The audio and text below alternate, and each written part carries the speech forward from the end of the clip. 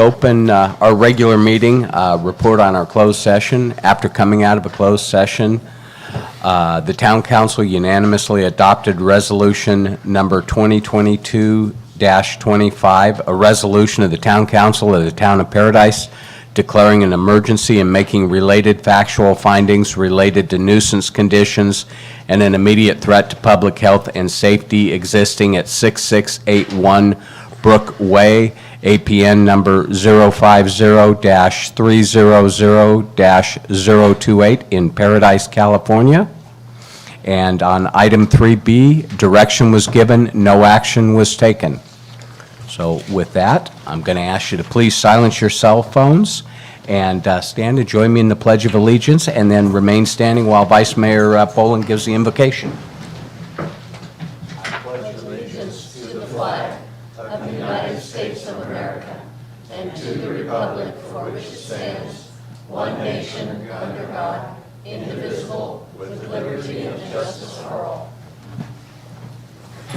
Lord, we thank you for this night that we can be here. We thank you for this beautiful town and the rain you've given us the last day. And just pray right now you give us the wisdom we need to make the right decisions. I pray for the health and safety of people in this town, for the workers. Watch over them, for police and fire. And we'll thank you for that. In your name we pray. Amen. Amen. So, Dina, roll call. Roll call, Vice Mayor Boland. Here. Councilmember Culleton. Here. Councilmember Jones. Here. Councilmember Tryon. Here. And Mayor Crowder. Here.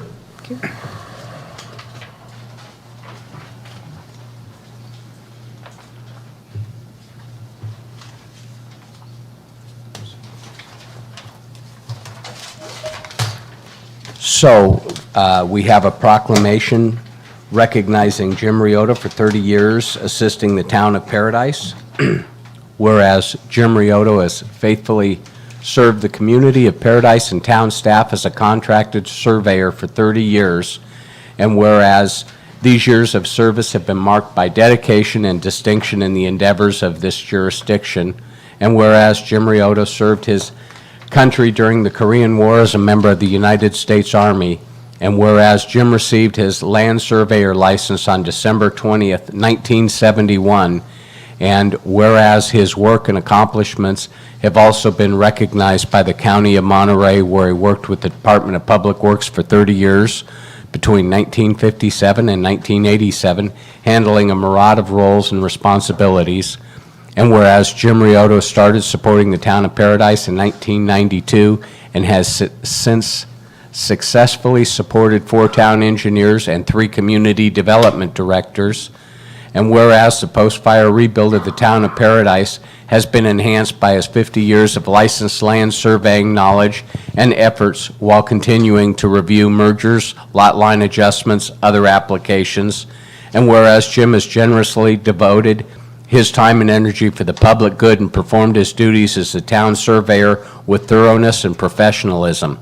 Now therefore, I, Steve Crowder, Mayor of the Town of Paradise, do hereby recognize and express appreciation to Jim Riota for his dedicated service to the Town of Paradise, in witness whereof I have hereunto set my hand and caused the official seal of the Town of Paradise to be affixed hereto this 10th day of May, 2022. Jim here?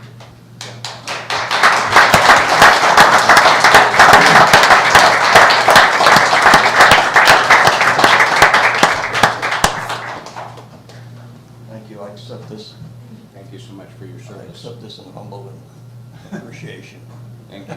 Those of you that don't know it, when I first came to work for the town of Paradise, I was really 6'2", on 235 pounds. After 30 years, you heard that expression, a pound of flesh. Thank you. Thanks, Jim.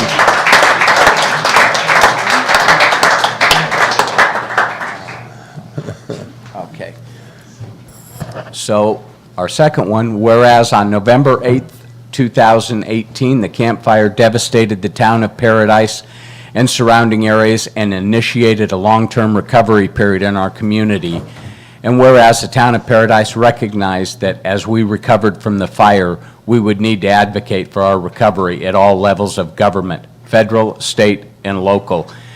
And whereas the Ferguson Group had a long-standing relationship as a lobbyist for Butte County at the federal level, and whereas Christy Moore of the Ferguson Group was familiar with Paradise and interested in advocating for Paradise, and whereas Christy Moore and her team at the Ferguson Group have spent countless hours meeting with town council and staff, advocating for Paradise in Washington, D.C., planning trips for staff and council, and keeping Paradise's recovery at the forefront of discussions. And whereas to date this work has been done pro bono, allowing the town to utilize their service at no charge. And now, therefore, I, Steve Crowder, Mayor of the Town of Paradise, commend Christy Moore and her team at the Ferguson Group for their contributions to the recovery of Paradise, without which the pace of recovery we have experienced would not have been possible. In witness whereof, I have hereunto set my hand and caused the official seal of the Town of Paradise to be affixed hereto this 10th day of May 2022. Christy?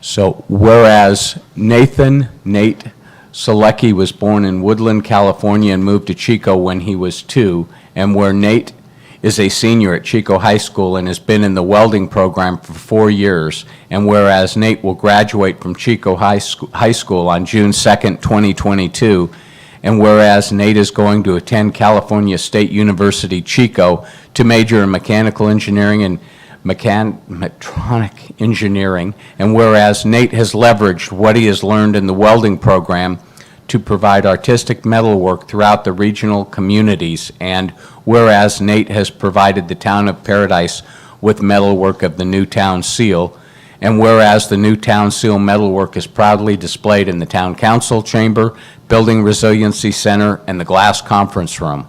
Now, therefore, I, Steve Crowder, Mayor of the Town of Paradise, commend Nate Selecki for his creative talent to the beautification of the Town of Paradise buildings. In witness whereof, I have hereunto set my hand and caused the official seal of the Town of Paradise to be affixed hereto this 10th day of May, 2022. Nate?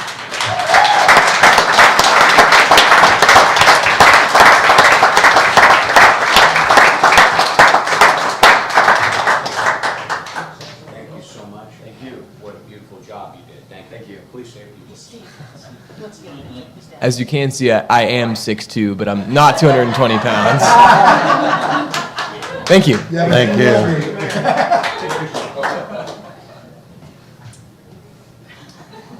Make sure you get the seal on the back. I did.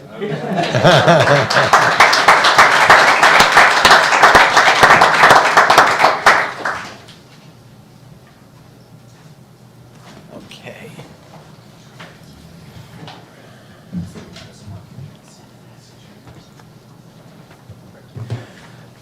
Okay, so next we have presentation by IBHS Wildfire Prepared Home Standards.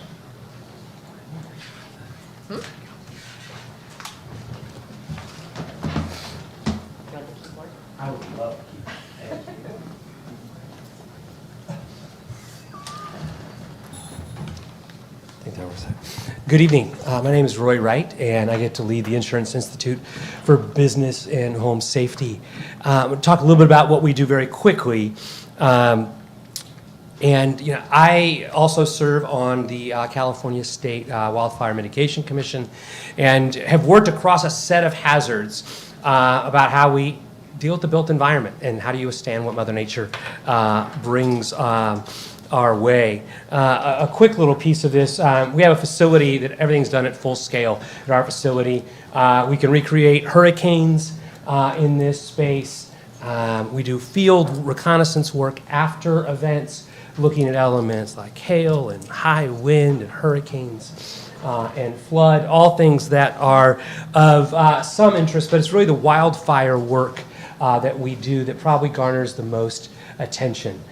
We have the only facility that has that ability to look at how wildfire embers attack structures and how that moves on. So what I'd like to do tonight is talk a bit about the work we're doing on wildfire and some intersections, because I'll tell you, having been here in Paradise well before the Camp Fire, I have family who live here in this town, as well as just about 3 weeks after the event, looking at the impacts of this and then working with folks across the community about how do you rebuild in a way by which we can narrow the impact of future disasters. I will be clear, we cannot make something fireproof, but we do know how to narrow those pieces down. And so we've been doing large-scale wildfire work for about 15 years, but it was in 2017 where folks woke up and said, wait a second, can you do something specifically about what happens when it gets into suburban neighborhoods? Tubbs Fire. 2018, obviously the Camp Fire plays out. And there was a drive that says, how can you address both the elements of what needs to be done at a parcel level as well as a community? Because wildfire is something that I have to explain to folks in other parts of the country, but you all know well. Any other natural hazard, when it befalls your community, it hits a structure and it begins to diminish. Wildfire is the only one by when it hits structures that the disaster gets worse. It actually becomes part of the fuels that keep things moving. And so we're always after, how do you take this set of actions? Because on a hurricane, you can put the right ties in, you can put the right shutters in, and your neighbor may lose their house, but you'll be fine. In the wildfire space, your neighbor matters, and so do you. And so the drive that came for us was to how do you move that through, both at a parcel level as well as at a community level.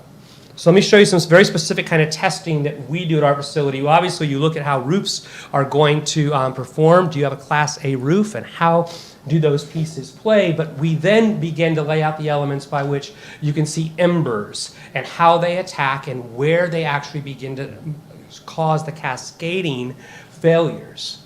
We look at the kind of pieces that play. This is side by side. They're 12-mile-an-hour winds. There are embers hitting both sides of the structure at equal amounts.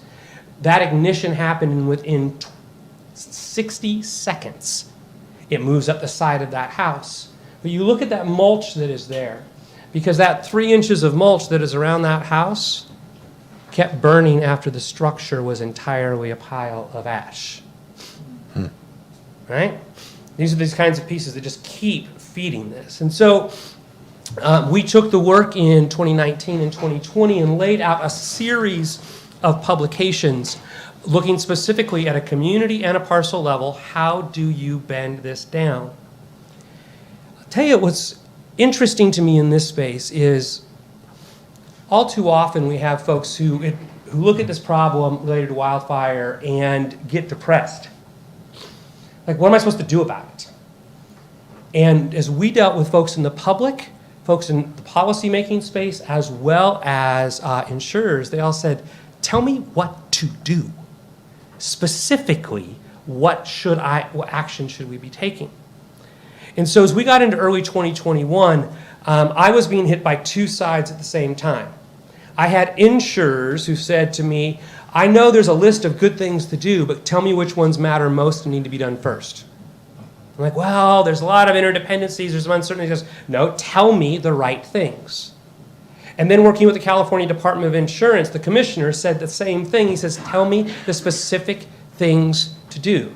Except the commissioner went one step farther. He said, I actually want a base set of things that when done, generally apply across the state of California. Well, the fuels are very different across the state, so trying to find those elements. And so the charge that was put in front of us was, could we lay out the fundamentals to the point that you could designate a home and says, this is a wildfire prepared home? What elements need to be in that space? And would you designate it in a way that it would be recognized by local officials as well as by insurers? And so we set out to do exactly that. The summary of that is here. The elements that are here in orange constitute the things that the science says needs to be done to any parcel to prepare it. First and foremost, it needs to have a Class A roof. The good news is almost all the roofs that we're dealing with here are already Class A roofs, so that is not a new piece to be dealt with.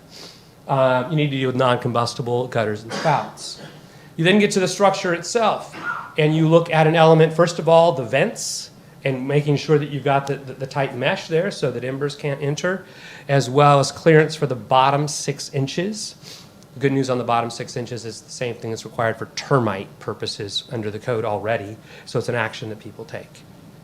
And then you need 5 impeccable feet of defensible space.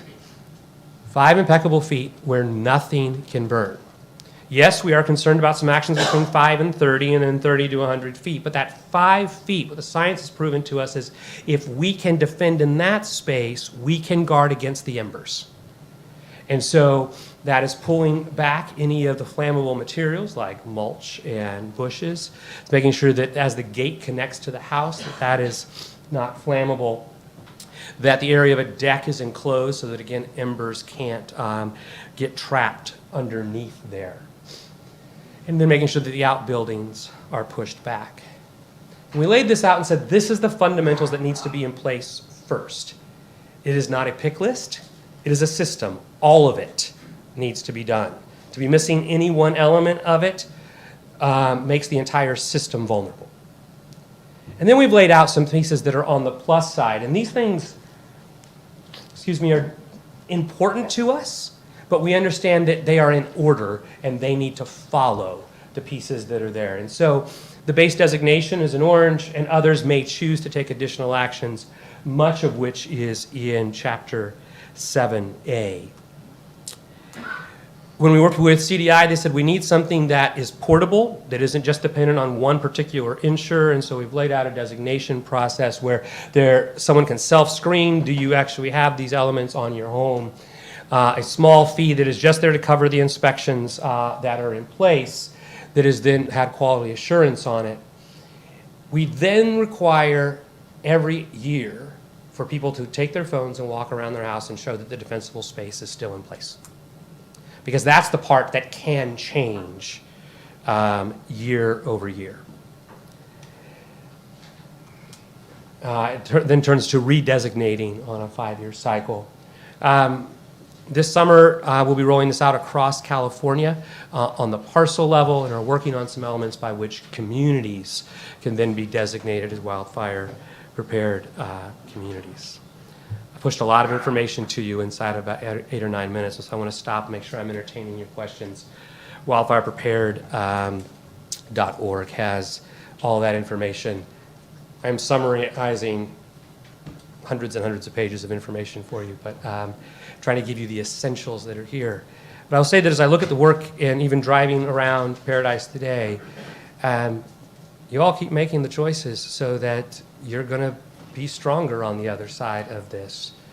I've been to plenty of disasters over the last 20 years where those are just aspirations. And what I keep watching with you all is you're putting the pieces in place so that there are safer, stronger homes in this community. So happy to entertain any questions from you all. I have a question.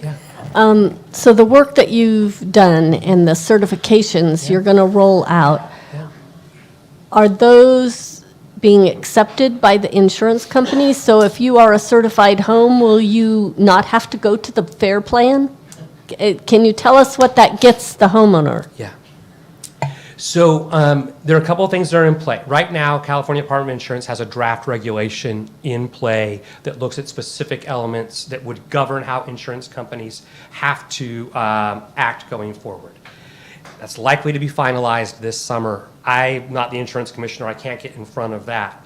What I can tell you is the elements of the science of the parcel are all based on the information we gave them and are perfectly aligned. That's the first thing I'll tell you. The second thing I'll tell you is there are more than 70 insurers in California, and they all have different ways they approach things. But as I work with the insurers, they say to me, we believe this science, and it is the basis by which we will operate going forward. I can't make a promise one by one on the other. That draft regulation may make some requirements there in that space, but I'll tell you that this perfectly aligns. And working with the Commissioner's Office, we gave them this science, and you can watch it walk side by side. In fact, they actually lay out some things that are even higher standards that are in the plus side and beyond than what we provide in the base. So we're doing the WUI Yeah. standard right now, you know what that is? Yeah. And it works. I mean, the houses we built in the WUI standard before the fire made it through the fire. And it works. The question I have is, what is it that gets you, I'm assuming the WUI is just the baseline. Yeah. And to get to the plus, or the pro, or the Yeah, whatever. plus elements. Plus element. So one of the things that is missing in the WUI code and even Chapter 7A are the defensible space elements. CAL FIRE is working on this right now. It's actually Chapter 49 of the code that will ultimately put those pieces in play. We have the top line elements that are in the WUI code, like the construction elements and the like. Those are the first two elements. But those pieces do not require the defensible space elements that we make so clear here. That's the more fundamental difference. So that's pushing you into the plus. I don't remember what you said. So the plus elements are simply additional structural pieces. Okay. I would actually tell you, whether you're looking at WUI or Chapter 7A, the enclosed eaves, the bay windows, the resistant deck, the windows and doors, and outbuildings are all in the WUI code. There are some allowances in the WUI codes today on the plus side for things like the siding material. So the tempered glass and that type of stuff stays the same as we had before with WUI? Nothing changes. You have the hedges, in blue. Does that mean that the hedges are out? Hedges are out. Hedges are back 5 feet. All right, 5 feet from the structure. 5 feet from the structure or the extent of the, Is there a ladder effect at that point? In other words, 5 feet, you can have them 2 foot high, 3 foot high. Is there going to be something like that, or just 5 foot away? Okay, 5 foot away. I think we would encourage some things that are a bit more right. practical. Right. And And I would assume that the insurance, hoping the insurance buys into this. I mean, if we don't get something like this going and happening for us, we're going to see a big problem in Paradise and other communities too, because insurances are walking away. So this is very important if they buy into this, I would hope they would have kind of we want this to be to this degree, this distance away or whatever, in these standards, but at least give them the option so people can make those decisions. yeah, and I think particularly at the point of new construction, Right. these elements, to your point on the WUI code, are already included. Good. And the defensible space adds no cost at the point of new construction. It's about making the aesthetic decisions about landscaping before you install. Right. Excellent. I have Thank one you. question. Yes, sir. Science, so I Yeah. was impressed by the film you showed with that, and we do the WUI thing, and so I'm gonna have to take my little 1 foot tall geranium, or what are they, gardenias out from underneath my house. The windows are wrapped in vinyl, and has your science department, your test facility, do you test like real-life situations? Like you showed a film with fire at 15 miles an hour, 12 miles an hour. The winds that blew through here during the campfire were in excess of 50, 60 miles an Yeah. hour. Do you ever do that test? Yes and yes. So Cool. our facility can go to 135 miles an hour. A quick little thing on wind speed, and then let me talk about the siding and the vinyl. On the wind speed, from an ember transport perspective, 35 to 50 mile an hour sustained winds is actually your worst case scenario. When the winds get higher, you actually begin to extinguish some of the embers. And so in this, the one I was showing you was 12 miles an hour. We often do tests between 25 and 40 miles an hour because that's the scenario of concern. When you look at the plus elements, we would prefer for you not to have vinyl around your windows. It would be a preference, and it's on the plus side. But the science, when we looked at it in terms of base requirements, we did not include it in the base level for this reason. It's a very expensive action to take, to retrofit. And so we like what is reasonable and doable. And what we found is if we can keep the fire from igniting within 5 feet of the house, we're not going to have a flame to begin to burn and melt that vinyl. In many situations in the campfire here, it was the absolute heat. It was a blowtorch. So the vinyl aluminum melted, it melted everything. So three ignition sources on wildfire, embers, which writ large are responsible for as many as 90% of ignitions, and then radiant heat. By the time you're close enough to 500 or 600 degrees Fahrenheit, you're going to have a fire risk, and then the flame itself that can get there. This still understands that we haven't made it fireproof, right? If the flame gets to your house, the flame got to your house. But if we can bend down the risk for the embers that come and take root, some of which, and you guys watch this as you fought, as your folks so valiantly fought, where embers can rest for 12 hours before they ignite, just smoldering. And you just keep getting, that's how that spot stuff just keeps on coming. So as you're doing this testing, when you're building a new house, you have to comply to other things too, energy calcs and those type of things. And that's why vinyl is part of the window, is it gives you that energy calc that you need to pass this house on a new structure. Older structures, you can put in stuff you don't have to apply to that calculation. So it looks like you guys also tried to bring that into mind when you were doing this. We took the science and applied it to the reality in communities, Okay. both from new builds and on the defensible space, imagining what retrofit looks like, which I don't think is the kind of thing that you guys are considering in terms of any ordinances, but it is the No. kind of thing that, to the degree they're trying to demonstrate to insurers or others that they have done the right But thing. there are, I don't remember, 1,000, 1,200 homes that made it, and they're going to have to, eventually think about upgrading their homes. Absolutely. So that's going to be important for them too, eventually, so. So I have a question. I see with this picture, the rock up to the house. And I understand no bark. What about the rubber mulch? Also flammable. If it is combustible. So I think this is one of the things that we interact across the state of California with so much of the drought-resistant kind of approaches. The gorilla mulches and the rubber mulches, those are all flammable.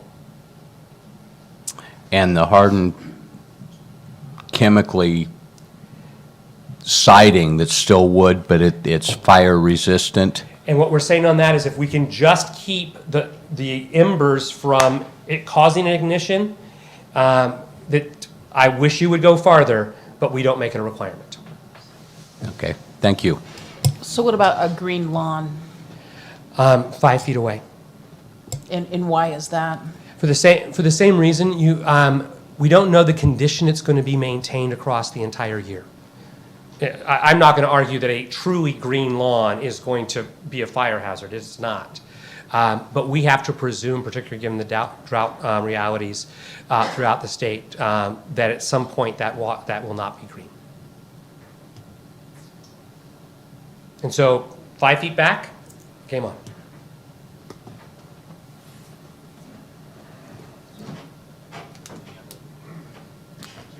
I think that's great. Thank you appreciate for all your you guys are doing, and we need this desperately. We do, and I'll extend an invitation to you all. The test facility requires you to go to Charlotte, North Carolina, where we're. That's just east of Oroville, right? It is just east of Oroville. But particularly as this summer, we're running a whole series of tests specifically on structure-to-structure transfer and how far separated outbuildings and those kinds of things need to be. Because it's one of the places where the science is not clear yet. And we won't make proclamations without understanding exactly how that plays. We do all that testing at full scale. Okay, great. Well, Thank you. thank you very much.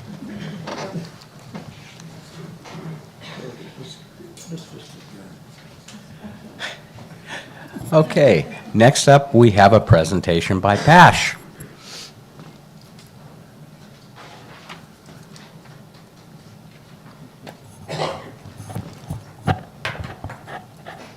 Can you hear me okay? I have a soft voice. My name is Ellen Michaels, and I am the president of Paradise Animal Shelter Helpers, better known as PASH. And for those of you who may not know, PASH is a nonprofit, all-volunteer organization that has been providing funding and volunteer services to the Paradise Animal Shelter for over 35 years. PASH has a proposal to expand and remodel the animal shelter that we hope you're going to like. But first, a little background info. Oh, okay. I'll let you do it. Okay. Here are some quick facts about the Paradise Animal Shelter. It is more than 35 years old, and it currently can house 9 cats and 19 dogs. And these are animals that have either been surrendered by their owners, confiscated for legal infractions, transferred from other facilities, or picked up as strays in the community.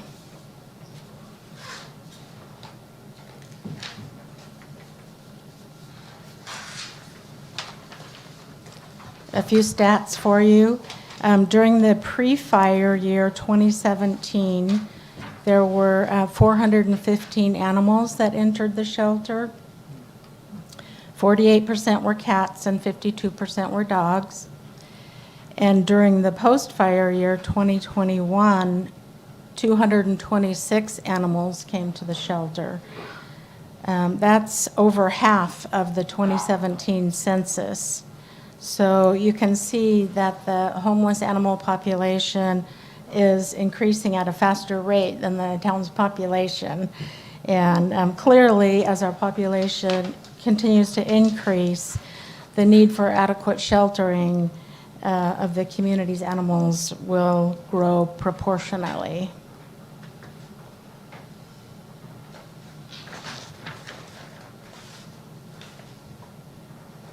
A little bit about the staff workspace at the shelter. There are currently 4 staff working at the shelter, 1 administrative assistant, 2 animal control officers, and 1 supervisor. One of the staff is currently out on leave. There's 1 private office for the supervisor, and all of the other staff work in the public reception area, which is pretty small, as you can see.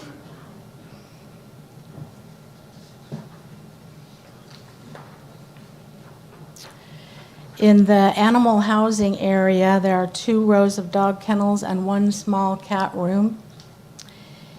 And cats at the Paradise Animal Shelter are often housed right next to the dogs. So they are subjected to the stress of being in continual sight and sound of barking dogs. And according to the UC Davis Shelter Medicine Program, cats who are stressed are more likely to break with any latent disease that they might have, and that can spread quickly to other cats at the shelter. There is no isolation area for sick animals at the Paradise Shelter. And over the years, there have been numerous disease outbreaks among the cats at the shelter. At times, large number of cats have been euthanized. So you can see the current method of infection control is to hang a towel or a blanket over the cage. Although the staff at the shelter do an excellent job under the conditions, a separate cat housing area is needed to reduce stress and disease among the cats, and this will also make the cats more adoptable.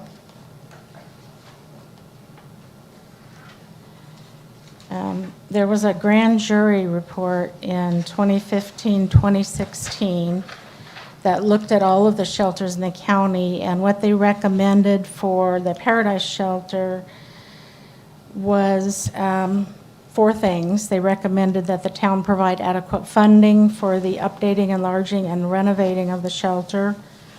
They recommended greater physical separation between dogs and cats.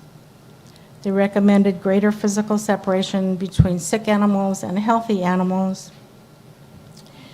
And they recommended the shelter increase its hours of operation. Currently, the shelter is only open Tuesday through Saturday from 11 to 3.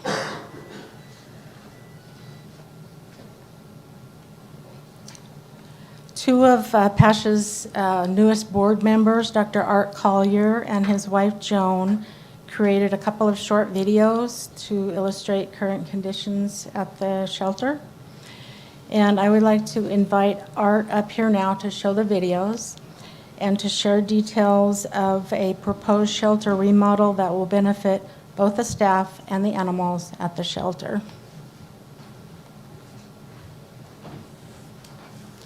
Thank you. My name's Art Collier. I know most of you appreciate all that you do. Let me just first say that, all that you've done to, all the hard work that you've put in to help this town get back on its feet. And I can't stress enough how much that's appreciated. I'm just going to do a quick video tour of the shelter as it currently exists. Paradise Animal Shelter, May 6th, 2022. Walking in the main entrance.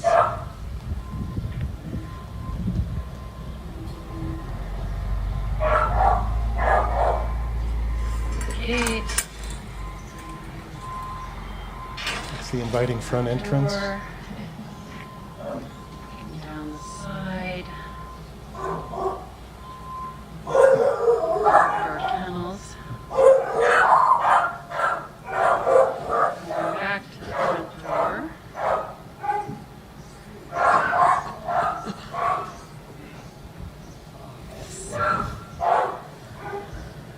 Reception area. Our wonderful staff, Paradise Animal Control. Very small office space here. Supervisor's office.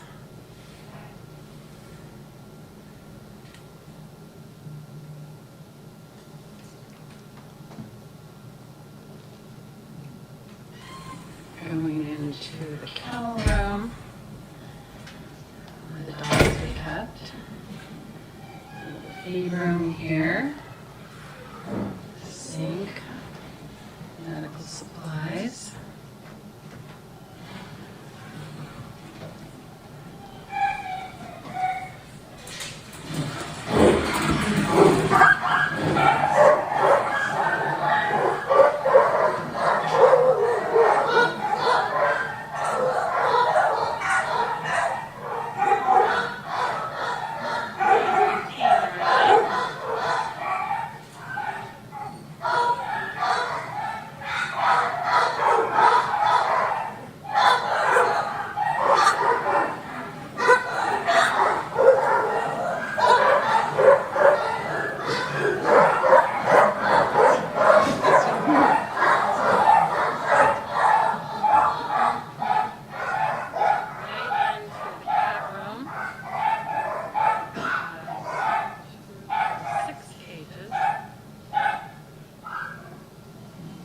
Storage on that wall. Coming back out. Bathroom for staff and the public to use. Going back into the reception area. There's our wonderful staff again. They're awesome. Shelter volunteer. Okay, so we worked, my wife and I had a practice for 30 years in Paradise vet practice and worked with Pash closely for most of those years and spent a fair amount of time at the shelter helping the staff there who does an incredible job with injured and sick animals. And it was always difficult because it was clear that a lot of the problems there were due to the physical plant itself, animals being crowded, animals being stressed. So after the fire and we lost our practice, we recently joined PASH. And PASH as a group is proposing that we expand and remodel the existing shelter to better accommodate the population that's expected to get larger as the town grows. PASH has set aside $250,000 to go toward a remodel that would create some separate housing for the cats at the shelter and also increase the space that the administrative staff has at their disposal. We approached an architectural firm in Boulder that designed my clinic for me 30 years ago, and they also do specifically shelter remodels and shelter builds. So they did provide for us a floor plan for a possible expansion. This would be the 500 square foot expansion that we would add to the back of the building, the far end of the building, that quarantine area that you saw in the film. So the dotted line on the right would be the new entrance, the new front entrance to the building. It would now be at the north end of the building instead of the south end of the building.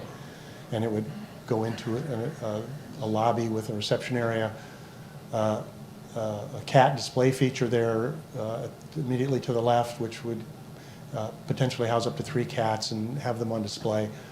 There'd be another room, meet and greet, where people public could interact with animals that they're considering adopting. And then to the left, there would be 3 new workstations and a supervisor's office and a little break area there for the benefit of the staff, and then a new bathroom. This would essentially double the staff's working space from about 250 to 500 square feet. So we'd only really be adding 500 square feet to the building itself. At the other end of the building, which is now the administrative portion, as you can see coming in that same door that the film went through, the adoption area for cats would, actually this would be housing for cats and place for the public to enter and look at the cats, and then a cat isolation area to the left, which would be separately ventilated and provide place for sick animals. And then the rest of it is existing, the existing food prep area, and what was the cat room would be a new laundry and bulk storage area. The laundry is now currently done outside, and it's not terribly conducive to the staff working out there very well. So the entire building would look like this, and you can see that there would also be a corridor at the bottom of the picture with the dotted line that would enable people to go from the cat area to the front area with a cat, or for the staff to move cats to the back of the building without walking through that gauntlet of dogs that can really stress cats out when they're exposed to that kind of activity from dogs. And it would also just quiet things down if people could walk from one end of the building to the other without having to walk through the dog area. So having worked as a veterinarian in this town for 30 years, I've come to realize how important pets are to the people in this town, and that a large percentage of people have pets that they value highly as members of their family. We feel that a shelter, community shelter that reflects the degree to which this community cares for its animal population would be a welcome addition to the town. We've got a shelter, but it's just I've had people comment that it looks more like a correctional facility or a morgue than it does like a welcoming facility. So we're willing to certainly to take this on as a project and devote a lot of energy and dollars to it. We would ask that you would consider that the town perhaps help with this project, and I think it would be a real tribute to the community as we rebuild, to have a community shelter that we could all be proud of. Any questions? First off, I want to thank PASH for what they do. They do a wonderful job at that shelter, and we're very fortunate to have them. Absolutely. Second off, I'm just curious, did you get any construction figures on doing this project by any chance? No, we actually just received this basic floor plan last week from this architectural firm. You know, we're assuming somewhere in the $400 a square foot, and that's for the build out, and then there's the equipment and stuff that needs to be added to it. So, I mean, we're not looking at, we don't really know what the dollar figures are going to ultimately be, but that's where we're headed next, is to try to get some figures together for what we'd actually be looking at. Great, thank you. So I'd also like to say thank you for what you guys do. You do a tremendous job, and you guys are very devoted to it, and so thank you for that. With this, which is exciting to see, is that, in your estimation, is that something that just gets us to where we need to be for now, or does that actually help us get into the future needs of the shelter? Yeah, that's a great question, and there is I think it will at least get us somewhat into the future. There's not a lot of space in that area to build out very much. So, I mean, it would be nice, and this is by no means a final plan. It's just it's a proposal, to kind of a starting proposal, and we feel that it would certainly benefit where we're at currently and where we've.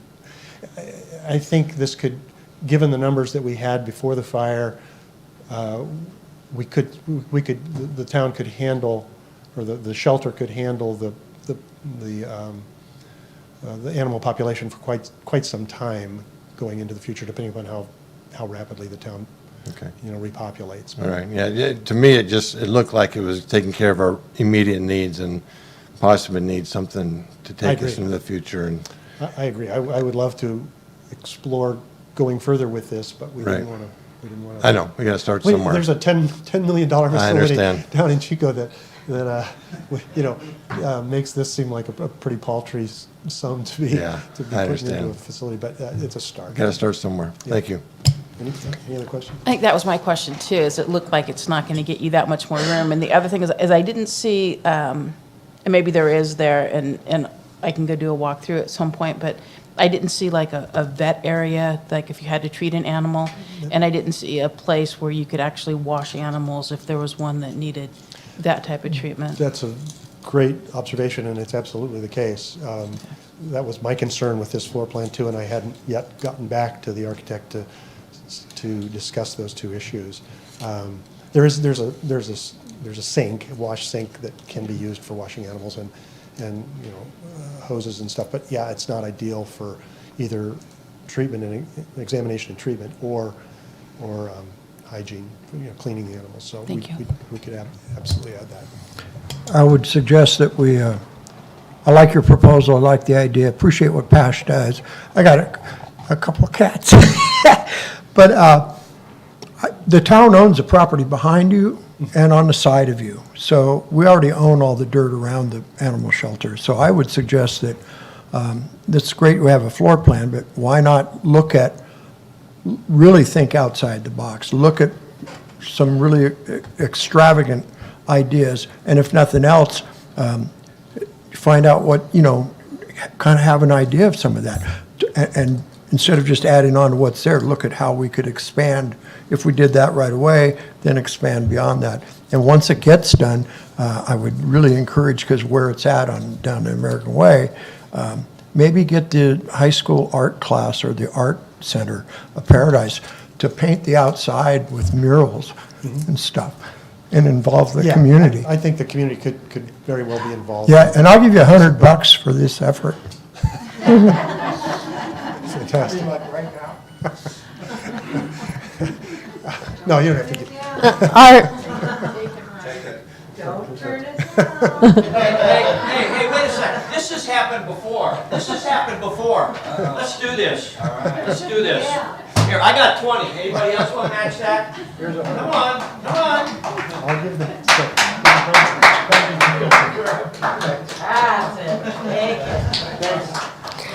Art, I wanted to say thank you as well. I really appreciate the effort you all put into it, and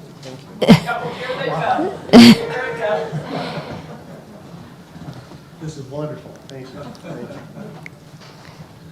And I thought, we don't have a lot to work with, and you're trying to stay within a reasonable budget. I get that, and I think your ideas are really great. Maybe if you can incorporate that vet area into there somehow, it would work for us for quite some time. Good. So Yeah, I'm very supportive as well. We'll go forward with some additional floor plans and see if we can't maybe make this a little bit. Yeah, we can always do it in phases, the way we built the PPAC, you know. Great idea. We can do it in phases, so develop a plan that maybe this is step one, but make sure there's room to do others. We'll do that. Okay, thanks so much. Thank you. All right, appreciate it. Thank you.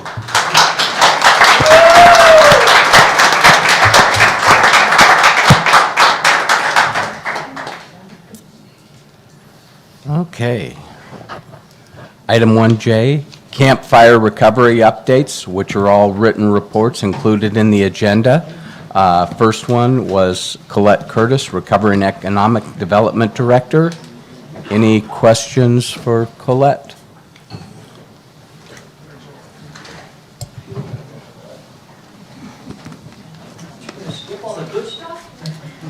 Are you performing? I might have a word or two to say. He always performs.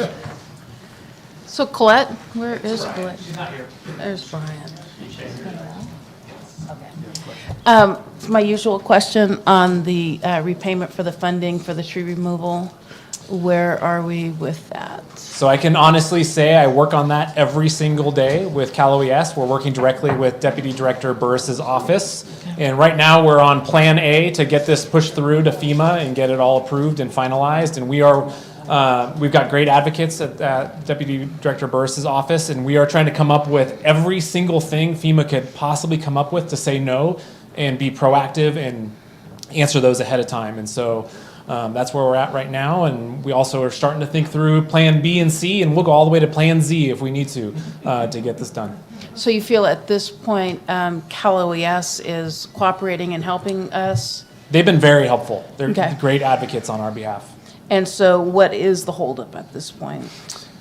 Right now, we're working on what's called a version request, and we're working on all the details to get that all over to FEMA. And again, Cal OES is concerned FEMA will just very quickly say no to some components of it, and so we want to make sure we get every one of those components checked off before we even approach FEMA with the final version request. Okay. I know this has been a long road, and I appreciate you sticking with it and Absolutely. working the problem, and hopefully, maybe next meeting we'll know? I would love to say that that would be the case. Okay. All right, thank you. Thanks, Brian. Any cards, Dina? I have no cards on this item. Okay. Next is Mark Maddox, Public Works Director, Town Engineer, Infrastructure and Sewer Update. Any questions for Mark? Okay. Next is Tony Lindsay, CDD Building and Code Enforcement Update. Any questions for Tony?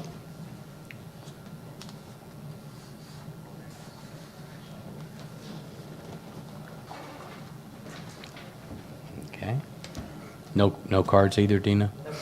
Okay, next, Kate Anderson, Business and Housing Manager, Housing Update. Any questions for Kate?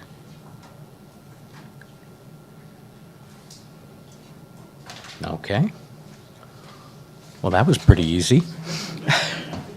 I just want, let me make one comment. You know, I read all the reports, the staff reports on this, and I think the public can see it if they, can they not see it if they go to the webpage and look at the, and I just want to compliment our staff. You guys are doing a great job. A lot of these things are difficult, take a lot of time, but y'all are doing a great job, and I appreciate all your hard work. Okay, next we have consent calendar, and I see nothing removed. Motion? Move approval. Second. Taking boxes. Motion by Bolin, seconded by Jones. Roll call vote, Vice Mayor Bolin. Aye. Councilmember Culleton. Aye. Councilmember Jones. Aye. Councilmember Tryon. Aye. And Mayor Crowder. Aye. Yeah, we don't have anything removed.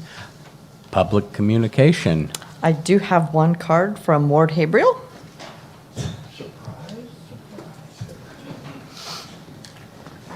Good evening, council. Good to see you again. There's two other people I expected to be here out of about 4 or 5 I asked to make 2 comments specifically about personnel. And this has to do with, I didn't see Katie either. But both Katie and Mayor Crowder have said things in public that sounded real, genuine, and caring. And that's exactly what we want to hear from our public official kind of people. And I applaud you. Thank you, David. Yeah, we like that. You might remember that I was talking about the garden tour. I have tickets. Well, I wouldn't sell them on town property. But if you see me afterwards, only $10, 3 beautiful gardens, recovering from the fire, just a great thing to get out there and try and figure out what are people doing that are part of making Paradise beautiful all over again. And we're going to do this every single year. Now, this is our 30th year. We skipped a couple, but we're back at it. And we're proud to be able to do that because the income that we earn from doing the tour helps us support the scholarships at Butte College. As of last year, we're up to $56,000 in scholarships to horticulture students there. We're the largest single donor in that program, as well as supporting the daffodils across the ridge. And as of last year's planting, we're up to 185,000 daffodils planted around the town of Paradise. Now, unfortunately, I can't get a straight answer from PG&E if they'll let us come dig some of them up that are planted before they rip them all up. Just can't get that. Otherwise, we're going to have to do a lot of replanting come this fall. But there's a couple other things I wanted to hint on too, and that's trees. Trees are still a hazard, and we just don't have a good way to get some of the worst ones down. In fact, 3 days ago, we had just a branch swing up against a power line on Pence Road, which took out communications. So we lost phone service if you have a hard wire, one of my neighbors does, and we lost internet connection with AT&T. And it took a couple of hours before the branch fell off in the windstorm and the power came back on, except for mine, because I'm at the end of the street and I have a weaker signal. And they really don't care. If we don't finish the undergrounding pretty quick, we're going to have a lot of people really disgruntled about that, not just me. Here's the thing I wanted to comment on too about the windows issue. When I was sent back to school to get a certificate as a green building professional, we had a presentation from NFPA, National Fire Protective Association, on aluminum clad wood frame windows, roughly 3.5 times the price of vinyl, but the most wind resistant window and the most fire resistant window. One factory in Texas makes them, and they're very expensive. And almost no builder will get them because it runs the price of a building way, way up. But if you wanted to be the best protected building, that's what you would do.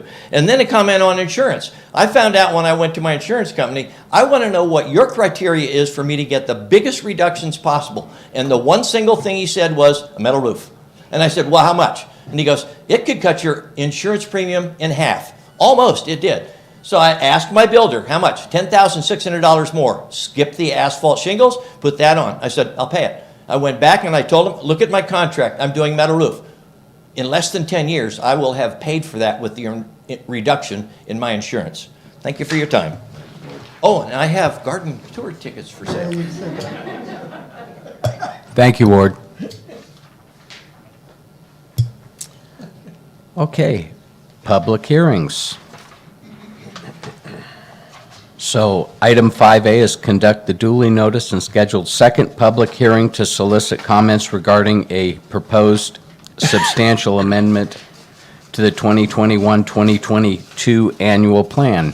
Kate?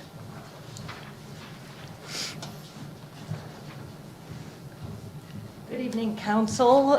Thank you for conducting this public hearing to solicit comments. We also ask that you either adopt or revise the substantial amendment and authorize staff to submit the substantial amendment to HUD, barring no comments received during the public comment period. So as you know, the town of Paradise has been a recipient of CDBG funds since 1994. CDBG funds can carry out a wide range of activities, from community development activities, revitalizing neighborhoods, economic development, providing improvements to community facilities and services. So entitlement grantees, in accordance with CDBG regulations, must have a balance no greater than 1.5 times their annual allocation. Unfortunately, right now, due to the campfire repayments and some accounting corrections, we have a 5.8 times our annual percentage. So we are untimely in the eyes of HUD, and they can reduce our annual allocation for being untimely. So over the past 3 years, we've tried to identify projects to where we could spend. Unfortunately, 3 projects have not gone through, but we're pretty sure on this 4th one we've figured it out. So staff has identified a sidewalk project along Skyway to meet CDBG requirements. And in order to do that, the town must reallocate funds, which is this substantial amendment we're asking for. It would move $462,327.78 from other activities such as code enforcement, housing activities, program administration. I would like to add that we did receive a lot of PI, 400,000, and we have accomplished many of those projects, housing activities, code enforcement activities, using program income, because we have to use that first. So we have accomplished these goals that we had, but we still have funds left in these annual allocations. So we're now wanting to move them in order to pay for these sidewalks. So that is all I have on this. The comment period will run from May 11th to June 9th, and we're just seeking the council to either adopt or revise the substantial amendment and to authorize staff to submit it to HUD at the end of the comment period. Any questions for Kate? So remind me, do these have a timeline that they have to be done by? Yes, so the funds need to be spent, they're supposed to be spent within 1 year so that every year we're not untimely, so we never have more than 1.5 times our annual allocation. We are now in our 2nd year of being untimely due to the campfire and such. So we're really pressed to want to spend this year. And do we have to have the project completed in that time frame also? Yes. The funds Okay. have to be fully expended. And we don't think there's going to be a problem getting okay. None whatsoever. Thank you. You bet. Okay, so we'll open public comment on this. Dina, any cards? I have no cards on this item. Okay. With that, we'll close public comment. Any other comment from council? I'll move approval of the staff recommendation. I'll second. Motion by Jones, seconded by Tryon. Roll call vote, Vice Mayor Boland. Aye. Councilmember Culleton. Aye. Councilmember Jones. Aye. Councilmember Tryon. Aye. And Mayor Crowder. Aye. Thank you. So, item 5B, conduct the duly noticed and scheduled 2nd public hearing to solicit comments regarding proposed changes to the Citizens Participation Plan. Kate? Thank you, council, for conducting this public hearing. We also would like to ask that you either adopt or revise the citizen participation plan and authorize staff to submit the new plan to HUD, barring no comments during the public comment period. So as an entitlement grantee, we're required to adopt a citizen participation plan that outlines the grantee's policies and procedures regarding citizen participation. Staff is proposing to update this latest version to include more flexibility that is allowed by HUD. So the town encourages all citizens to, even including low and moderate income persons, non-English speaking persons, and persons with disabilities to participate in the development of CDBG planning process. The current citizen participation plan places more restrictions on the participation process than HUD regulations actually require. So these proposed changes mirror HUD's regulations to provide the town with a much more flexibility that is allowed. And that is it. So we're just suggesting changes. Questions for Kate? Okay, with that, we'll open up public comment. Dina, any cards? I have one card from Ward Habriel.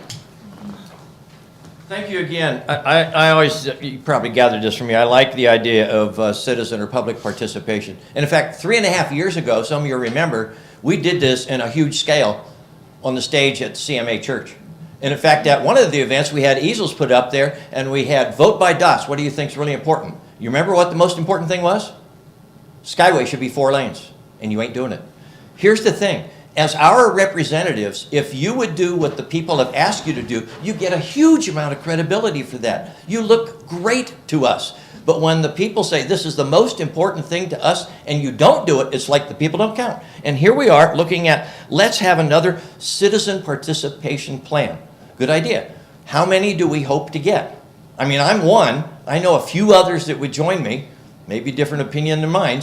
But the idea would be we would rather have our leaders recognize what the people want and then comply with what the people want to the best of your ability and say, we have done what the people want on behalf of your leadership. Thank you for your time.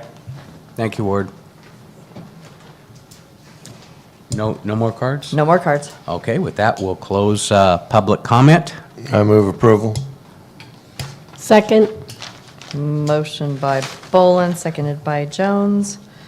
Roll call vote, Vice Mayor Bolin? Aye. Councilmember Culleton? Aye. Councilmember Jones? Aye. Councilmember Tryon? Aye. And Mayor Crowder? Aye. Thank you. Okay, 5C, open the duly noticed and published public hearing regarding the appeal of a temporary use permit. Susan? Thank you, Mayor Crowder. Good evening, council. This public hearing is in response to an appeal filed in regards to a temporary use permit revocation that the Planning Commission issued at their April meeting. Oops. Uh-oh. Oh, I got it? Okay, perfect, thank you. So this was a temporary use permit that through 2020, 2021, and 2022 had 9 different instances of noncompliance with the urgency ordinance standards. The majority of them happening after that September 30th deadline. And here's a picture that was April, last month actually, April 2022. So you can see where it's numbered 1, 2, 3, and 4. Those are large piles of wood slash on the property.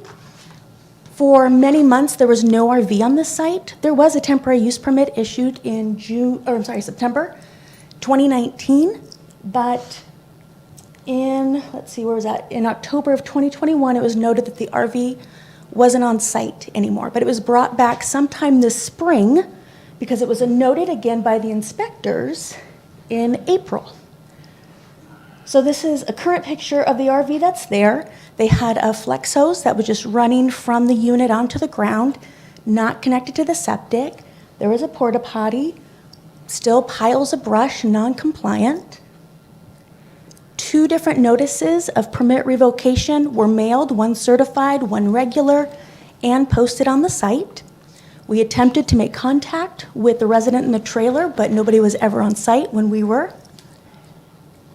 The garbage company confirmed on 2 occasions that the site still did not have solid waste service. They were issued a 15-day notice from our sanitation department to remove that flex hose, which these are photos from today.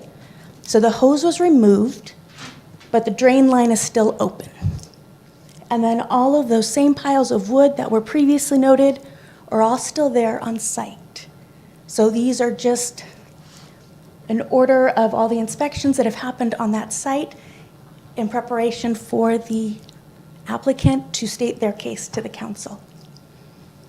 And so the council action requested tonight when we close the hearing is either to concur with the Planning Commission that the temporary land use is in violation of the urgency ordinance and to uphold the Planning Commission's decision, thereby denying the appeal, or you can uphold the appeal and deny the permit revocation. So if there's any questions council has of me. Questions for Susan? Okay. Okay, we'll open the public comment. Dina, cards? I have no cards on this item. Okay. Then we'll go ahead and close the public hearing. Someone wanted to talk. Mr. Mayor, someone would I'm the owner of the property. Okay.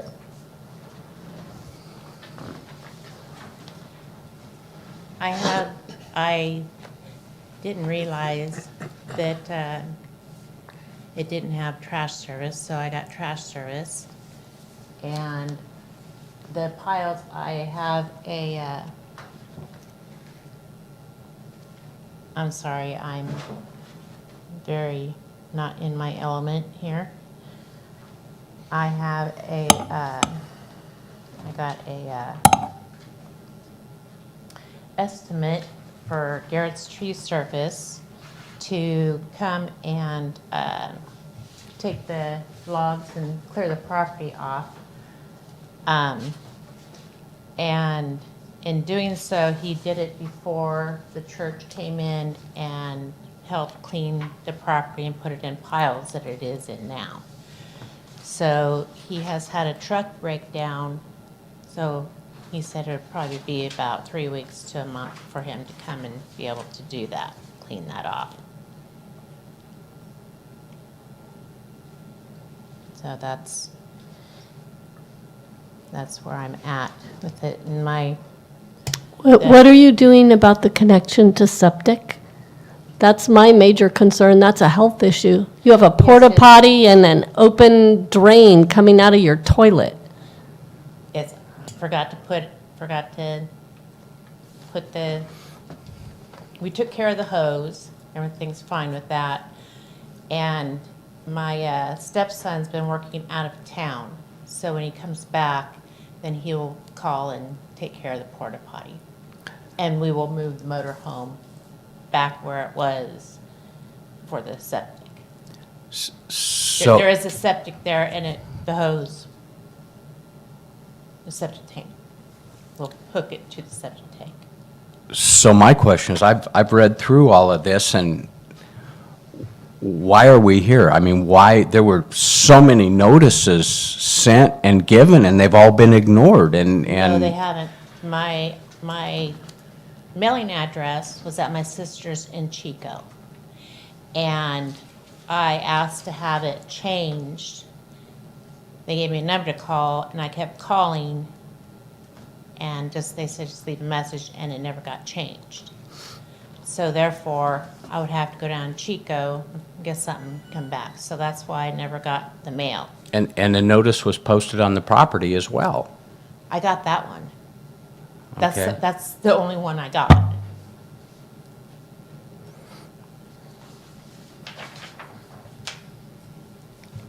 Any other comments?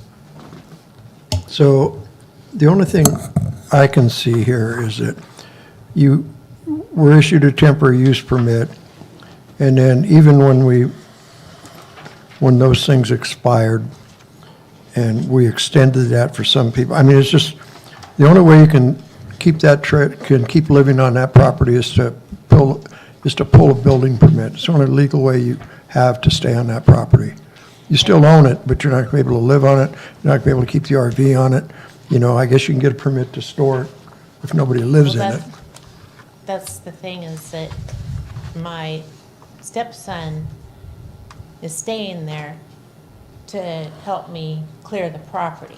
I know, but Keep the you weeds can't and stuff. stay there anymore and the only way you can legally stay there, because of 3 years of violations, is, and I don't mean to be a hard person about But I this. didn't even get the notice. I I didn't you know. I think that's a whole different issue. I mean, like I say, once we put notices on the property, I mean, it's just, you know, if you want to have the motor home there and be living there, the only way you're going to be able to legally do it is to apply for and get a building permit issued. I'm waiting for my PG&E settlement. I don't have I the understand, money all of us to- are, we all are. I you don't know. have the, Well, that's just the reality of it, you know, so.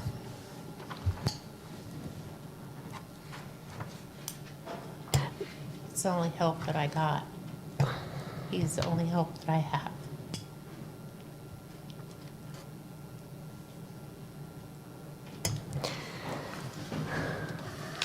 This situation is longstanding. It spans 3 years.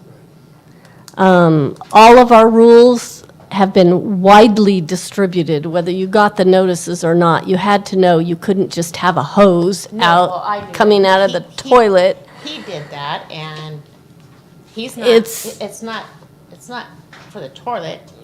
He's got a porta potty. He's not letting, And porta potties aren't allowed either. well, I didn't know that.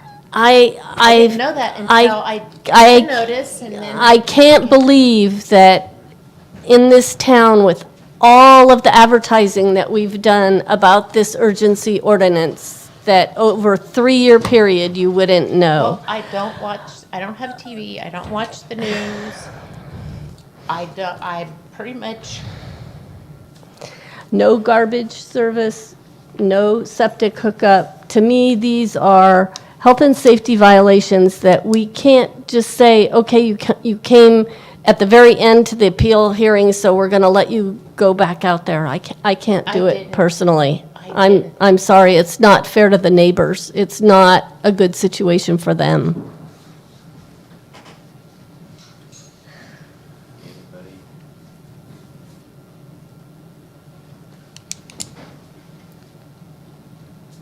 Okay, well, with that, we'll close the public hearing. And we'll, Yeah, I'm inclined to agree with the planning commission, so I don't want to, it's gone far enough. I don't know the circumstances, I'm not going to get into all of that, it's gone long enough, so I would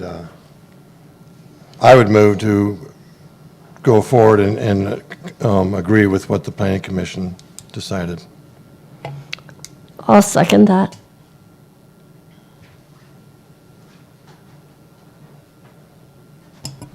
Motion by Bolin, seconded by Jones.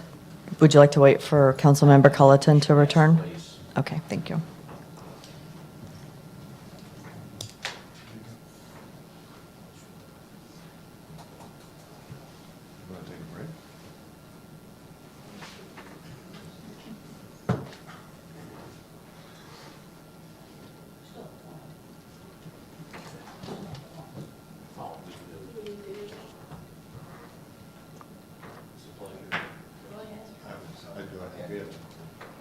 okay, Dina, let's go ahead then. Okay. Okay, so motion by Bolin, seconded by Jones to agree with the planning commission determination to uphold, or to uphold the planning commission determination. Roll call vote. Vice Mayor Bolin, Aye. Councilmember Culleton?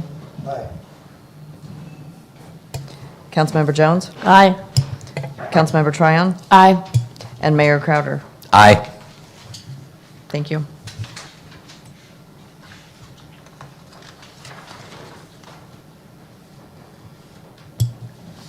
Okay. 6A, consider adopting the following resolutions relating to the consolidation of the November 8th, 2022 general municipal election. Dina. Thank you. So the next general election is scheduled for November 8th, 2022. There are two resolutions requesting the town council call and give notice for the holding of a general municipal election and to request the Board of Supervisors to approve consolidation of the town's elections in order to elect two council members for full four-year terms ending November of 2026. There's also a resolution regarding candidate statements. We are asking the council to require a $450 deposit from each candidate who desires to have a statement of qualifications to appear in the sample ballot. The Butte County Elections Department will bill the town the actual cost for the statement, and the candidates are refunded or billed accordingly. We have an estimated cost of $25,000 included in the 22-23 budget based on prior elections. So tonight, staff is asking council to approve the resolutions regarding the November 8th election. The nomination period will open July 18th and closes August 12th. Unless an incumbent does not pull papers, then the nomination period is extended for 5 days, closing August 17th at 5 p.m. So, and I also want to let council know that I did speak with County Clerk Recorder Candace Grubbs regarding residency for potential candidates. And she said, election law is not clear, but if the candidate does not currently live in town, there needs to be the intention from the candidate to rebuild in town.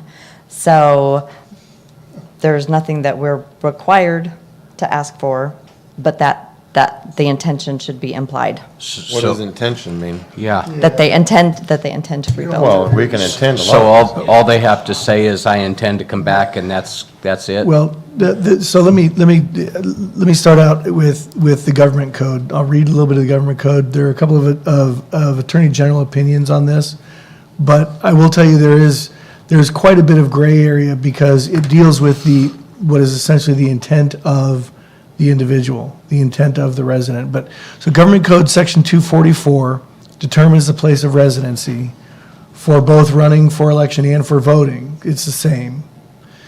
And it says, in determining the place of residence, the following rules shall be observed. Section A, it is the place where one remains when not called elsewhere for labor or other special or temporary purpose, and to which he or she returns. And the residence can be changed, and I'm skipping down to subsection F, the residence can be changed only by the union of act and intent. So if someone, and I'll use a hypothetical, if someone had a property here in town, their property was destroyed, they moved somewhere else, if they continued to keep their residency, if they continued to be registered to vote at that property, their DMV registration at their property, their vehicles were registered at the property, when they file their taxes, they use that as their address, that shows an intent to remain. When someone changes their address, changes their registration to vote, that shows an intent to not remain. So it is a highly factual circumstance. In fact, there is a 2003 Attorney General opinion, and I'll read just a very brief portion of it. In analyzing whether, this is 86 opinion of Cal Attorney General 194 from 2003. In analyzing whether a new residence constitutes a new domicile, we have traditionally considered such an indicia as the address shown on the person's voter registration, driver's license, vehicle registration, and other official papers such as tax records. And then it skips ahead further, since a change of domicile requires an intention to make a new place a permanent home, we must take into consideration the declaration of the party involved as to his or her intent. So is that going to be Dina that's going to police that, or who polices that? Here's what happens. So what will happen is if someone files, and predominantly we're talking about voter registration and filing to run. Voter registration is handled by the county. If someone is ineligible to vote, that's entirely in their wheelhouse. But if someone is eligible to run for election, if they pull papers and then they return them to the county elections office, it's actually up to someone who would have information to challenge that. It's not up to the town or Dina or any individual because we're a public agency. It would be up to an individual to challenge that in court to say you're not really a resident of the town, and they would have to have some facts like they changed. So for example, if someone had I'll use my hypothetical before, someone had a property, it burned out, they moved somewhere else, they changed their voter registration to another locality, and then they try and change it back, that would be an intent that they move somewhere else, that they change their residence. If they don't have a residence here, and they try to change their voter registration back, that's going to be ineffective. That would be evidence that they did intend to change their domicile to another location.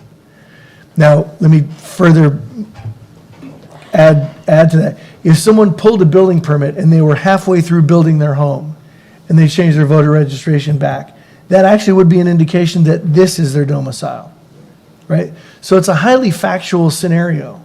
Well, it's not like there's voter fraud in any case in this country, but that just seems like that's an easy one. I mean, if they're actually building, that'd be an easy one. Right. Intent is so, like, coming soon. What is soon? You know what I'm saying? It's so gray that I don't know who would challenge it in court and spend the money to do that. Yeah, so you're saying someone would have to hire an attorney and go to court to stop this? They couldn't just, the papers come back to Dina, not to the county. They couldn't just go to Dina and say, I have this evidence? They have to go to court? Yes. They do. And look, I've always told you, I don't always have the best of news, but I'll always give it to you straight. And this is one of those instances. So in 2019, when we had the Census Bureau here telling us, because our situation was unique, their exact words, because I asked, the intent to come back had no difference. If your head was not laying on a pillow in Paradise, you did not count in our census. So. Yeah, the rules for the census are dramatically different than the rules for voter registration. And I can't tell you that it's a logical difference. It just is what it is. Kind of a scary thought. But doesn't the county clerk, the registrar, they oversee the election. So if somebody is not a resident, if somebody applied and we said Joe Blow applied for, or Jane Doe applied for thing, and we know they live in Gridley, right? Even if they have couldn't we call Candace Grubbs an individual? If they're, this person is not a resident? So Candace Grubbs does have the ability to independently look at someone's voter registration and determine that that's invalid. Well, wouldn't they do that normally? so when somebody brings me back their papers, right?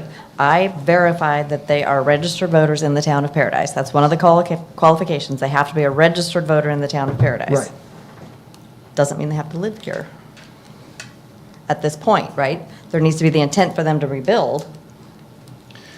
Let me go a little bit further. The only individuals who I believe would be able to pull papers to run is someone who never changed their address from Paradise, if they don't live in town, and someone who, again, keeps all of their registration here, keeps their driver's license here, even though they may live in another location.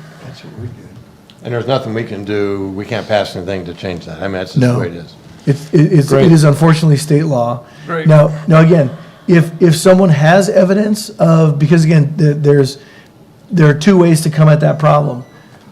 One is for someone to file, a challenge in court. The other one is if you want to take evidence of someone living somewhere else to the county registrar.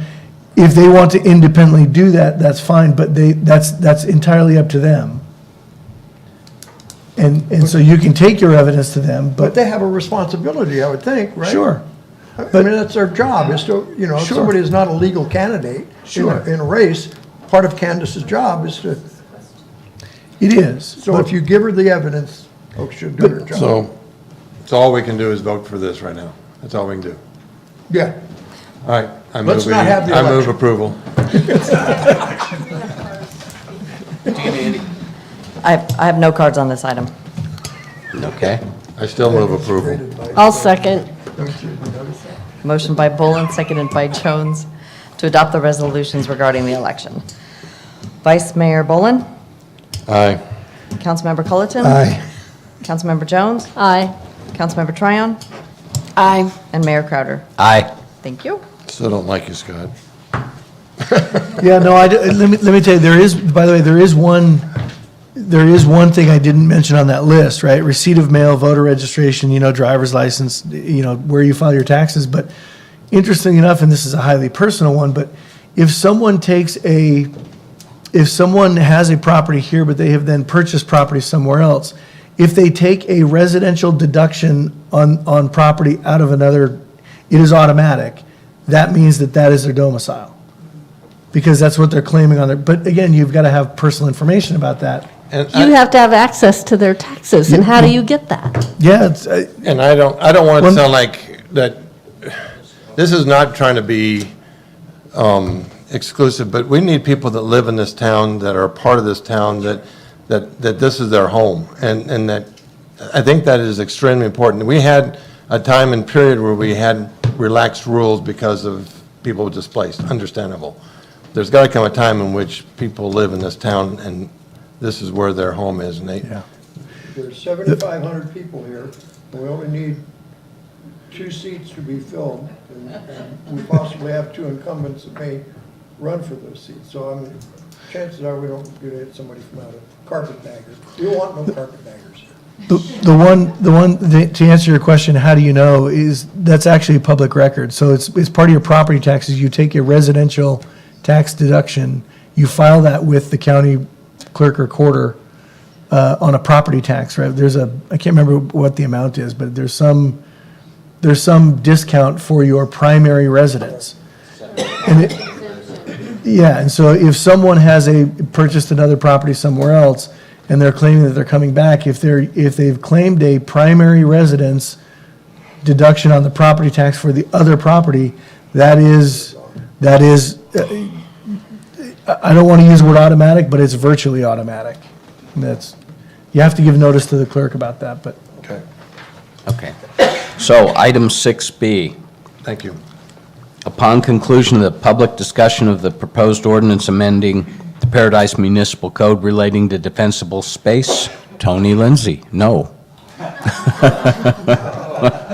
Good evening, everyone.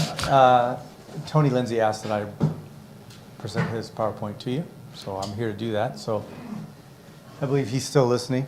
Yeah, Tony is on virtual. Tony is at a conference right now. So Chief Manson will be the one presenting. So I will take care of this for you guys. So there's proposed changes to the defensible space ordinances. This presentation you guys have already seen, which was explained very well. If we can move on to the next one. So all these changes, obviously, as you heard earlier, had not come about in a vacuum. They were all presented with all these stakeholders in the mix, CAL FIRE, IBHS, Department of Insurance, so on and so forth. Next slide. So what they're talking about here in the proposed changes would be the non-combustible fencing within 5 feet of the structure. That 5-foot clearance around the home is a hazard ignition reduction, and then a minimum of 10 feet of clearance between accessory dwellings, sheds, storage areas, things like that.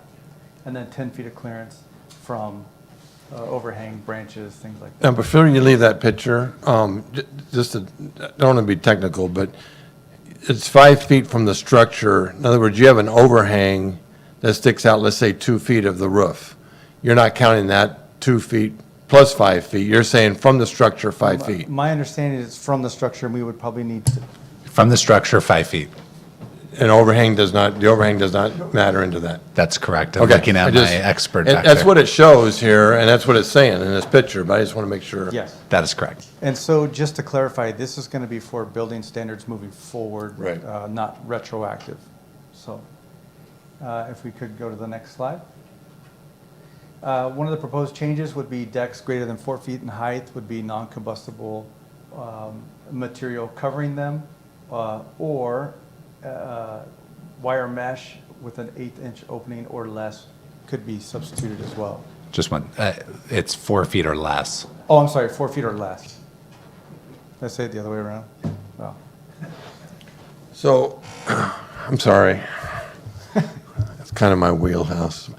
So the structure has got to be non-combustible, or the decking has got to be non-combustible? so when we move into the couple slides ahead, they start talking about the. Okay, the- I'm sorry.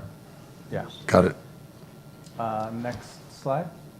So another item would be fencing material constructed of non-combustible material. This is the 5-foot clearance that we're currently using now. And then parallel fences, which these are relatively uncommon. This would be for example, a fence along a fence between neighbors. So anything less than 3 feet apart would have to be a single fence. So in summary, there's 4 amendments that they're looking to change, and it's going to be the home ignition zone, that first 5 feet around that structure, accessory structures and outbuildings, minimum of 10 feet of separation, enclosed decks or porches of 4 feet or less above ground would have that non-combustible material covering them, or that 1/8-inch opening or less mesh or screen. And then non-combustible fencing within 5 feet of the home, and eliminating back-to-back fencing.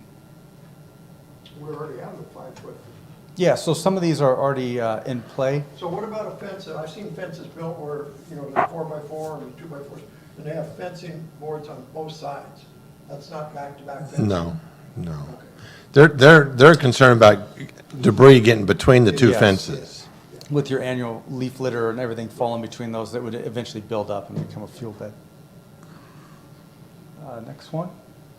So the Wildfire Prepared Home Plus, a lot of the ordinances in the town are currently already covered a lot of the materials for the presentation that you heard earlier. It's just not the plus element. So some of these would be the plus element added to those. It kind of reduces the choices that you have. But again, I don't want to speak out of turn too much in the municipal code element of it. I'll stick to fire suppression. So those are there for your review. Kevin, do you have anything else to add to that? Yeah, so what we're looking at is that this, based on the presentation that we saw earlier, the changes to this would then get us to that wildfire prepared home standard. It's not getting us to the plus. What we're recommending on that is that as many items as we can to get to that plus, we're going to put in there, but not to that full extent. But what we'd give is to give that information to a builder when they pick up their packets, so that they understand if they wanted to get to the plus, what that would additional items would be. That's correct. So. Not adding these things. No, those would not be added to the original, to this current ordinance that we're asking for these changes for. And I can see someone from the outside coming in, and you give them that, and they go, well, I don't care if it's a plus or a minus. But the thing is, the plus is going to give the person a better chance of getting insurance at a better rate. And so I hope that's explained somewhere in there, that you're doing this for the buyer, for the customer, whatever they're doing. Correct, and we will try to explain that without promising. And this is for new builds, not existing homes? That is correct. So this would be after the ordinance would go into place, then it would be effective upon those builds at that point in time. So any permits that have been issued or issued before this goes into effect would not be required to meet these standards. Although existing homes may want to, because then they can also get insurance at a reasonable rate. That is correct. So- Go ahead. So essentially, the only thing we're really adding, other than what we already require under our current building code, is the 5 foot from the house out, no vegetation. Non-combustible. Non-combustible. That's the Yeah. only thing we're changing. Everything else is already in the code, because I had to do all the other things already when 2 years ago, when I built my house. Well, and for a new house, yes. Yeah, but I'm saying, but that's the only thing we're adding, just for clarity. Yes. Is just that one stipulation. But I think this is also, like Jody was saying, this is for those houses existing, if they want to get to that standard, because they're going to start having issue with insurance someday, and this would help them. Correct. Yeah, and on the 10-foot between ADUs, those ADUs that would be within that 10-foot barrier are still required to build to WUI standard. If it is something that is not built to WUI standard, we are requiring that to be 30 feet away from the building at that point in time. So you're saying ADU, also storage buildings or anything like that? Correct. So anything, whatever the ADU is, it needs to be built to a WUI standard to be within that 10-foot barrier. If it's not, if it's like a shed, right, like a shed that doesn't need permits, we're asking that to be 30 feet away. That's our current standard already. All right. So a Do you- sorry, go ahead. Go ahead, no, go ahead. If a detached garage is built to WUI standard, We're good. I just got the thumbs up from, from IBHS. They need, Okay. it needs to be. Yeah. But you know the storage sheds being sold up here and they're not to WUI standards. No, no, they are not. Right, and they, if you press them, they will say that, but you have to press them to hear that, so. Well, no, what they're talking about is covering both sides.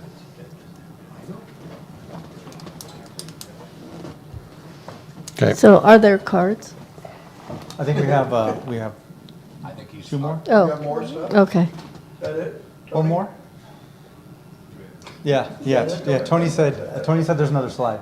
So, basically, Tony Shop is seeking direction from the council on this. So that's the end of it. Any questions for me? Thank you. Good Thank job, you. thank you. Thanks, Chief. Dina, any cards? So I just want to let council know, I forwarded you one comment from Raylyn Hall, who was against this ordinance. So just want to clarify that. And then we do have a card from Ward Habriel. Thank you again. At the end of this is defensible space and hazardous fuel management. This doesn't really address an awful lot of that, and part of the, I think, big concern for people in this town is where the big fuel loads are. If we have a fire, how big is it going to be? How bad is it going to be? What's it going to take to get it out? And those are log decks. And some of them are absolutely huge and have been there for years. My personal pet peeve is the one at the corner of Pence and Merrill. Strangely enough, there's a CAL FIRE employee who lives on that property. And you'd think, in some kind of dichotomy, that would be one of the first properties cleaned up in town. And he'd be proud of it. But no, doesn't look that way. But we still have standing trees that are deader than a doornail. Some of them can fall down in the street, but they were never tagged originally. And phase 4 of the tree program isn't getting to those either. So there's a part that's missing in all of this. And I'm really disappointed to hear a Lucky John address because the memories that it brings back, and that was a health and sanitation issue as well. Those kinds of things that go on this long are very stressful to us that think, I see the problem, they know about the problem, they got the letter, why isn't it fixed? Hire somebody, fix it, bill the property owner, go get them. Now, why do I know that's possible? Look, the U.S. Forest Service failed to maintain our forests 50 years ago and have continued to this day. They don't. Who does it now? Private contractors. How do they get paid? Butte County Fire Safe Council and other grants pay them. The U.S. Forest Service, they gave up. Why? The Bernardi Decree. That's why. We shouldn't give up. That's a whole separate issue from what we're talking about here. This is about houses. Any other cards? That was- John? I didn't get a chance to fill mine off. One thing that goes along with this is I was told on the property we're purchasing that we were over 500 feet from a fire hydrant where the standards typically are 500 foot between hydrants. So you're never over 250 feet. I was also told straight up by our insurance agent that if I put a fire hydrant in there and with the space I have there, that I could get out of the FAIR plan and get into conventional insurance. The town has graciously offered to pay for the hydrant and the valve. PID is still going to charge us for the tap, and we're going to pay for 380 feet of 6-inch line, which we may get some of it back if other people tie onto it. But I think this is something that needs to be looked at. If you want insurance rates to go down, the people are either going to have to have a substantial amount of water, or they're going to have to bite the bullet and maybe some type of sharing thing to put in a hydrant within the close distance. And I think the chief could probably address this a little more than I can, but the insurance companies are stuck on that 500 feet between hydrants. Thank you. Thanks, John. Okay. I move approval. Second. Second. Motion by Bolin, seconded by Culleton.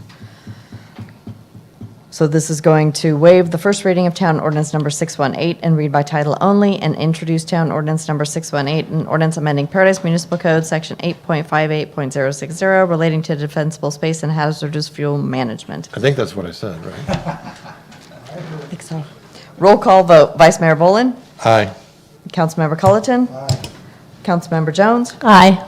Councilmember Tryon? Aye. And Mayor Crowder. Aye. Okay, 6C, discuss and consider authorizing the town manager to enter into a contract with Sutter Buttes Communications. Chief Reinbold. Good evening, everyone. This will be just as simple as what he suggested. So we're finally at a point where the funding is coming together. We're working with the COPS grant administrators to accept that $615,000 federal ask that was approved.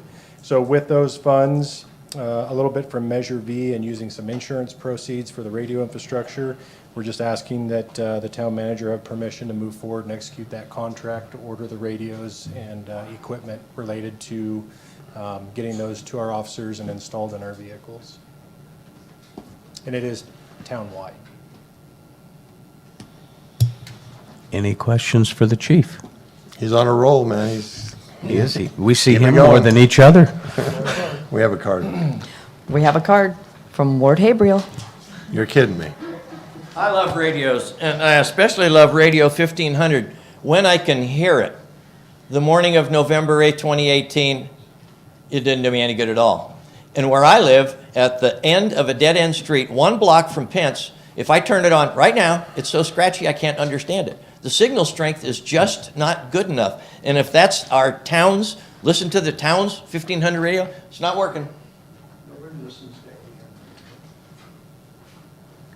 I move approval. Second. Motion by Bolin, seconded by Tryon. Roll call vote. Vice Mayor Bolin? Aye. Councilmember Culleton? Aye, and Chief, tell your officers, man, great job getting on them drugs and stuff.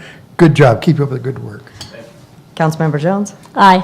Councilmember Tryon? Aye. And Mayor Crowder. Aye. Thank you. Okay, 6D. 6D. Authorize town manager to pay Butte County $85,000 to fulfill participation fees for He bricks. just keeps coming. So this is the second piece. This is a one-time fee to basically onboard those radios into the system. And we propose to pay for that again with the insurance proceeds for radio infrastructure.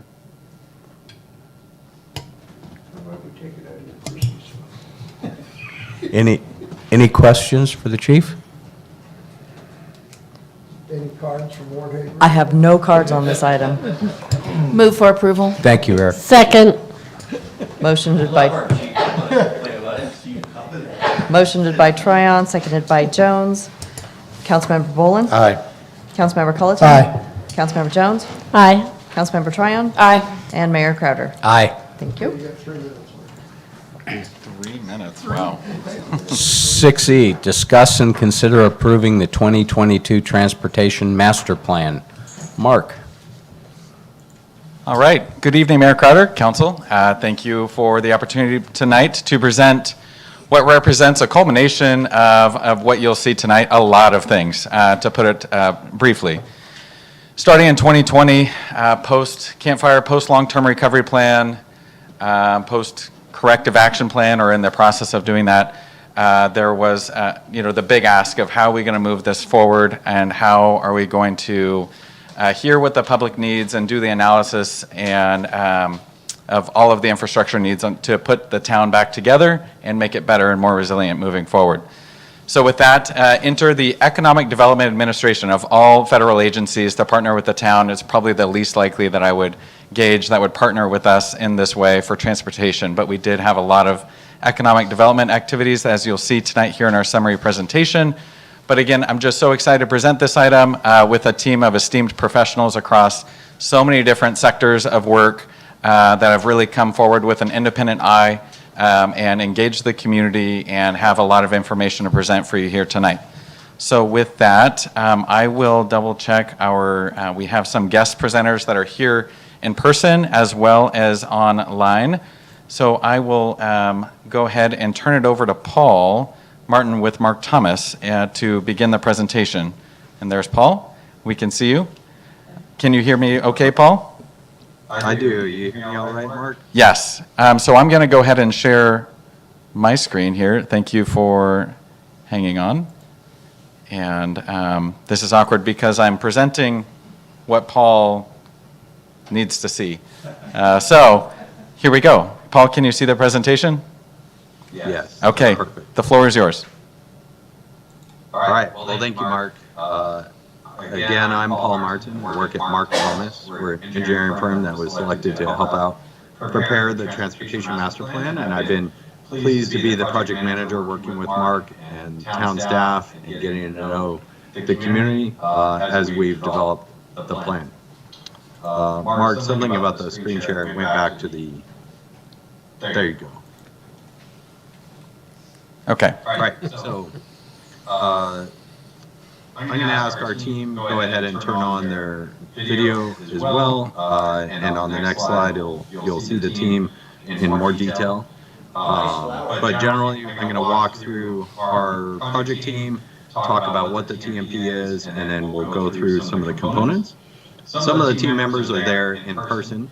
So today we have a few different people from the team that help prepare the Transportation Master Plan. Again, I'm from Mark Thomas, and Stephen Patchen is working with me on that. We're going to hear from Lindsay Pangburn, who works at Procio Communications with the public engagement. Then Lauren Picu is speaking from the Headway. Oh. And then Amy Lappin at EPS prepared economic analysis for the community. So each of them is on the video or in person, and they will speak shortly. Go ahead to the next slide.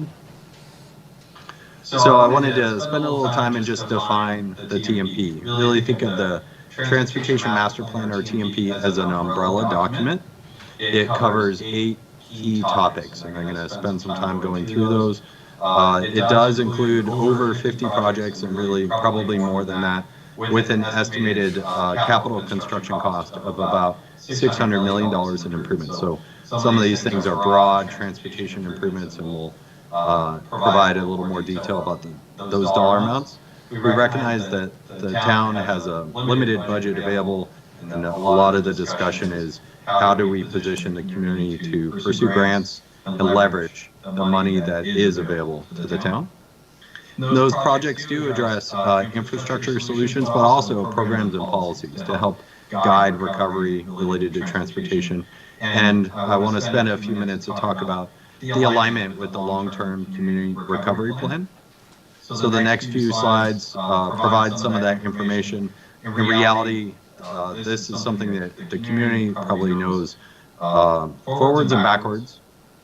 There's a long list of recommendations in the long-term community recovery plan, and there were a few different topics that really do align with the work that we've done for the TMP. So in the safer category, for example, improved evacuation routes, an interconnected path system, addressing some of those long roadways that don't connect to others, and the relationship with undergrounding utilities. And then related to the stronger and better category, we see a lot thinking about workforce development, economic recovery, and relationship with the recovery from a business and commercial standpoint. And the relationship, of course, with nexus with transportation and helping the community be an outdoor destination. And then the third one to highlight is the greener topic area that was called out in the recovery plan, and making sure that our transportation recommendations align with sustainable stormwater drainage and development.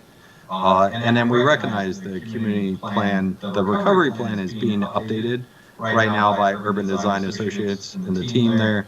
So all the content and the recommendations for the TMP or the relevant items can be incorporated into the next iteration of the recovery plan.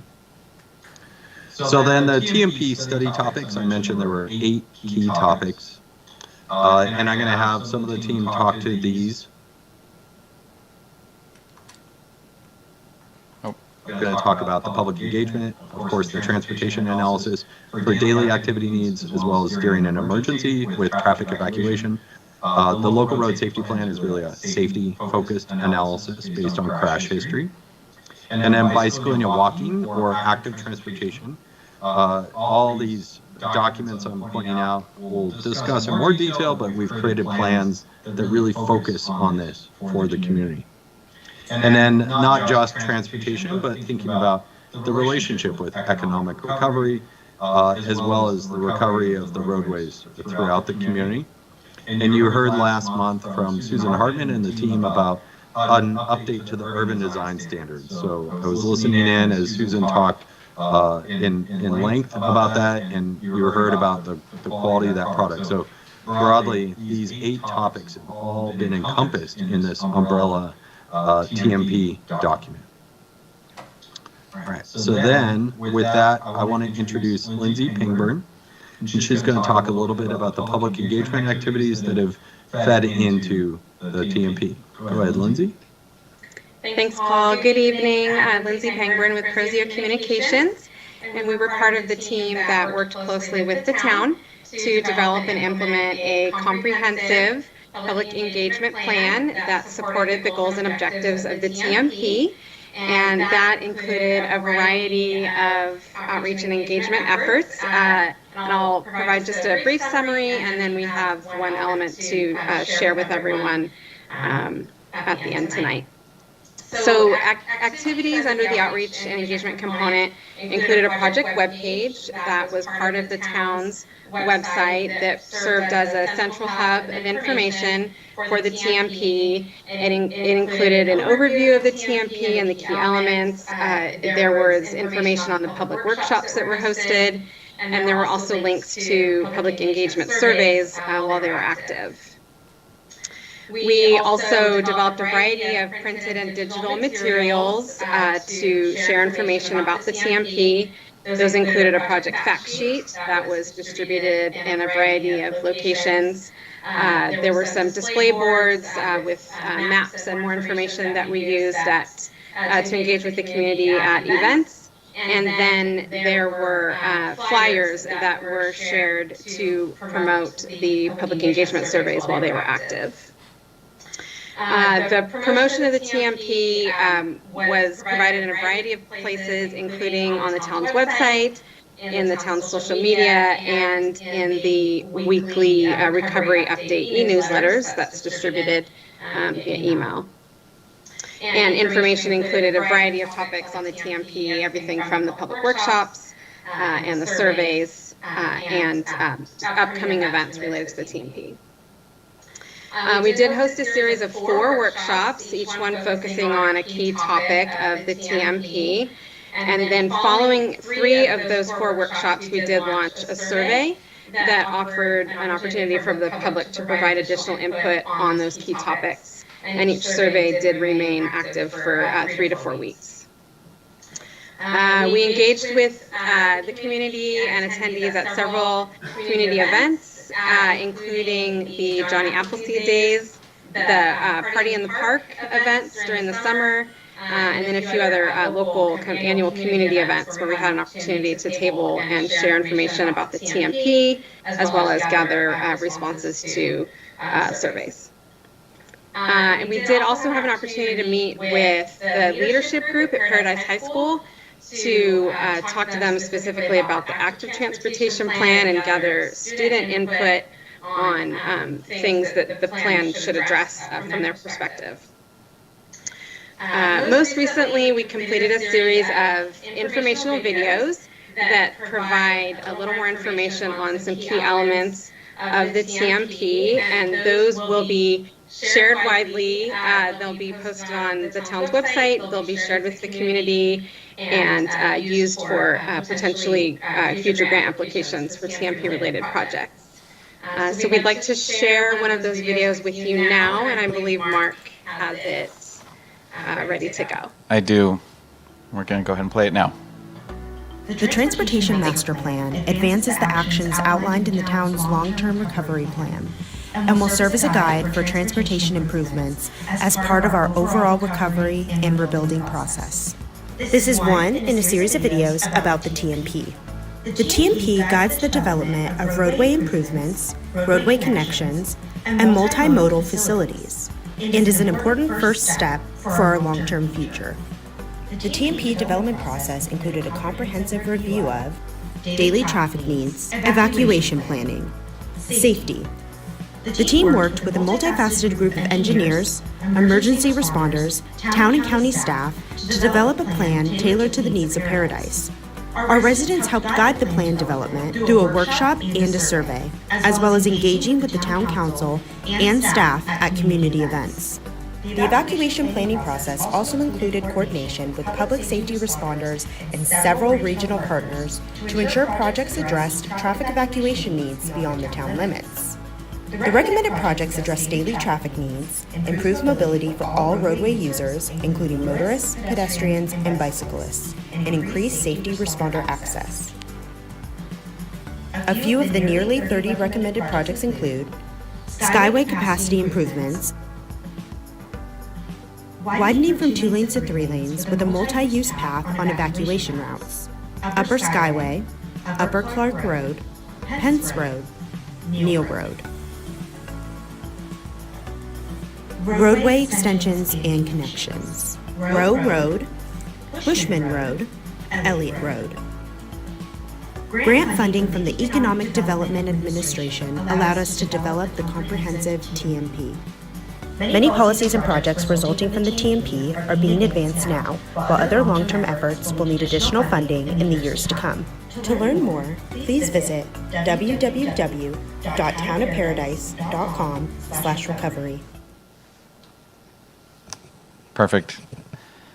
As Lindsay said on the call here virtually, as that's one of a series of 4 videos that will be posted along with many of the deliverables relating to the Transportation Master Plan. Lindsay, did you have any closing remarks before we transition over to Lauren Piku with Headway? No, thank you, Mark. All right, thank you. Go ahead. Yes. Well, thank you for having me here tonight. I'm Lauren Piku. I'm with Headway, and we worked on a lot of the transportation elements of the TMP. So I'm going to be going through the daily transportation, the evacuation, and then the local road safety plan. So the daily transportation really focused on existing and long-term needs. It considers the population in the 20-year horizon, the existing population plus an additional 20%. It identified several projects. There were roadway widenings, there were roadway reconfigurations and connections, as you just saw in the video. And also as part of the daily transportation, we did a downtown parking analysis. The next one. The roadway improvements, some of the key projects from that was the Skyway reconfiguration, as you're all familiar with. Know a lot about, that's going to be part of the repaving project that is upcoming. Also focus, like we saw before, on some of the key corridor widenings from 2 lanes to 3 lanes with the multi-use paths and other reconfigurations and some key roadway extensions and connections. In total, about 27 projects at about $400 million. It also includes some kind of key updates to things like functional classification and truck routes, just to better represent what the roadway network is going to look like in the upcoming future. Also has some good policies, some striping and standards, crosswalk policies, and arterial policy. And the parking analysis, we looked at the on-street parking availability now. This also considers some projects that are under construction as we speak, which will pretty much double the amount of on-street parking that's available. So that is forecast to be adequate to accommodate future development that's upcoming. This report also talked about some general policies on off-street parking, parklets, and a few other things. All right, now evacuation, that was one of the very important key components of the TMP. Many of the actions and the content of this report focused on recommendations from the corrective action plan, which was part of the Campfire After Action report, really focused on traffic management. And it talks about permanent improvements as part of the roadway improvements, permanent improvements that are recommended. Also some key temporary modifications, things that could be done on the fly in an evacuation. Looks at non-roadway type projects too, signage, traffic management center, dynamic message signs, things of that sort. And it identifies some new potential connections, things that would connect dead-end roads or provide other means for residents to use in an evacuation. One of the good accomplishments that we got out of this report was the multi-agency coordination, recognizing that an evacuation does not just end at the town limits, but we need to plan further, all the way out to make sure we get traffic completely out of harm's way. So this collaboration was over 20 different key agencies. We had 3 meetings. We had a good field hybrid exercise where we simulated an evacuation down Skyway with contraflow. And we also have a great platform going forward for future meetings, future collaboration. Let's see, some of the other items. So we looked at a lot of traffic bottlenecks, places where we know traffic had bottlenecked in the past or may in the future. And those were along some of the key routes, Skyway, Clark, and Pence, and we looked at some potential recommendations there. We mapped out primary and secondary evacuation routes. Like we said, we discussed evacuation beyond the town limits and some of the key intersections outside of the town, who manages those intersections and what resources may be needed. We developed policies addressing vertical elements in the roadway. So going forward on future projects, it would discourage vertical islands, things like medians and of that nature from being in the roadway, which could possibly hinder an evacuation. Lots of coordination with the county. We also looked at the evacuation zones and vulnerable populations. The local road safety plan. So that is a plan that is focused on everyday roadway safety. The goal of it is to reduce all traffic accidents, but primarily those resulting in a severe injury or a fatality.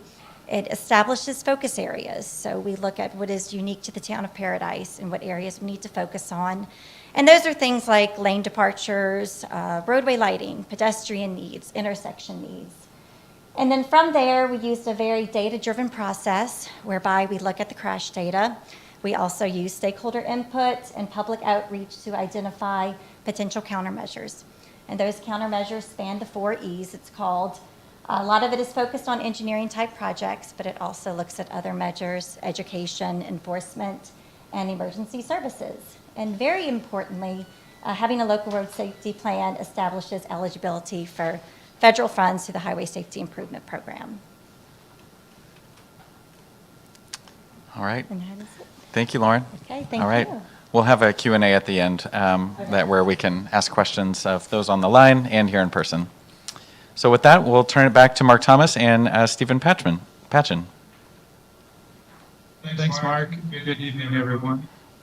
Again, my name is Stephen Patchen. I'm with Mark Thomas, and I'll be giving you an overview of the active transportation plan. So the slide you see here includes a map, and that map is identifying 18 recommended projects that essentially establish a complete active transportation network. The additional projects will more than double actual transportation infrastructure that's in the town now, going from about 31 miles to over 65 miles. So a rather significant addition once it's built out. Another quick note about this network is that all of the projects are essentially on the high-speed, high-traffic roadways, the arterials. So this infrastructure will provide the type of infrastructure that everyone needs to bike and walk along those arterials, adding a lot more access to the town's amenities, including the schools, the parks, and the downtown, which all of these new projects would contribute to allowing town residents to get essentially anywhere in the town by biking or walking on dedicated infrastructure.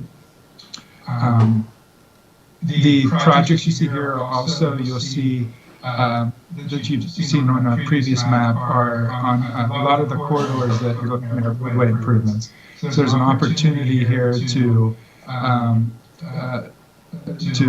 double up and capitalize on economies of scale on these projects and get a lot done.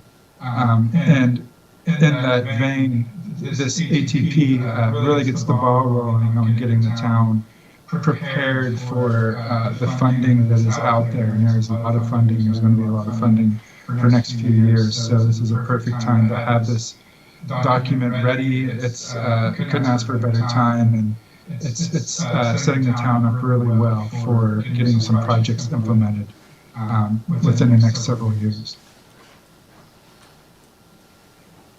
All right, thank you, Stephen. So with that, we'll introduce Amy Lappin from EPS to discuss the economic development and recovery portion of the presentation. Amy. Thank you, Mark. Good evening, Mayor Crowder and council members. My name is Amy Lappin, and I'm a principal with Economic and Planning Systems, or EPS. And as Paul mentioned at the beginning of this presentation, the EDA grant supported economic development efforts, and EPS was pleased to join the Mark Thomas team in preparing a commercial market analysis to assist in rebuilding the town's commercial sector. In evaluating the composition of the town's pre-fire economy, we found that it existed predominantly because of and to serve the local population. The town's economy was almost entirely composed of employment in local serving activities, with over 95% of jobs concentrated in healthcare, public administration, retail trade, and other services sectors. The town's pre-fire economy also contained relatively little office, industrial, and agricultural uses. So in rebuilding the town's non-residential base, in particular the local serving commercial uses, it will heavily rely on increased residential growth in the town and surrounding communities. The commercial market analysis we prepared as part of the TMP indicated that there appears to be some existing demand for retail space that exceeds the town's current supply.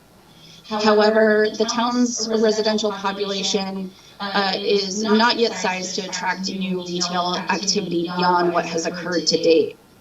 Conversations with town staff and local real estate professionals indicated very few commercial development applications and limited retail tenant interest, with many retail tenants and developers indicating they'd like to wait for infrastructure and other high priority safety projects to be constructed before making any real estate investments. The good news is that over time, and with the implementation of these projects, the town is projected to add nearly 13,000 residents and about 3,500 housing units through 2030, according to estimates published by the Butte County Association of Governments. And as a result of this new household growth, the town is expected to generate demand for about 140,000 square feet of retail space, again, by 2030. With particular demand for food and beverage stores, drug stores, specialty stores, food and beverage outlets, and general merchandise stores. The town currently has a large amount of vacant retail, and a portion of this incremental new demand may be captured in this vacant retail supply. However, we found that much of the existing vacant space may require redevelopment.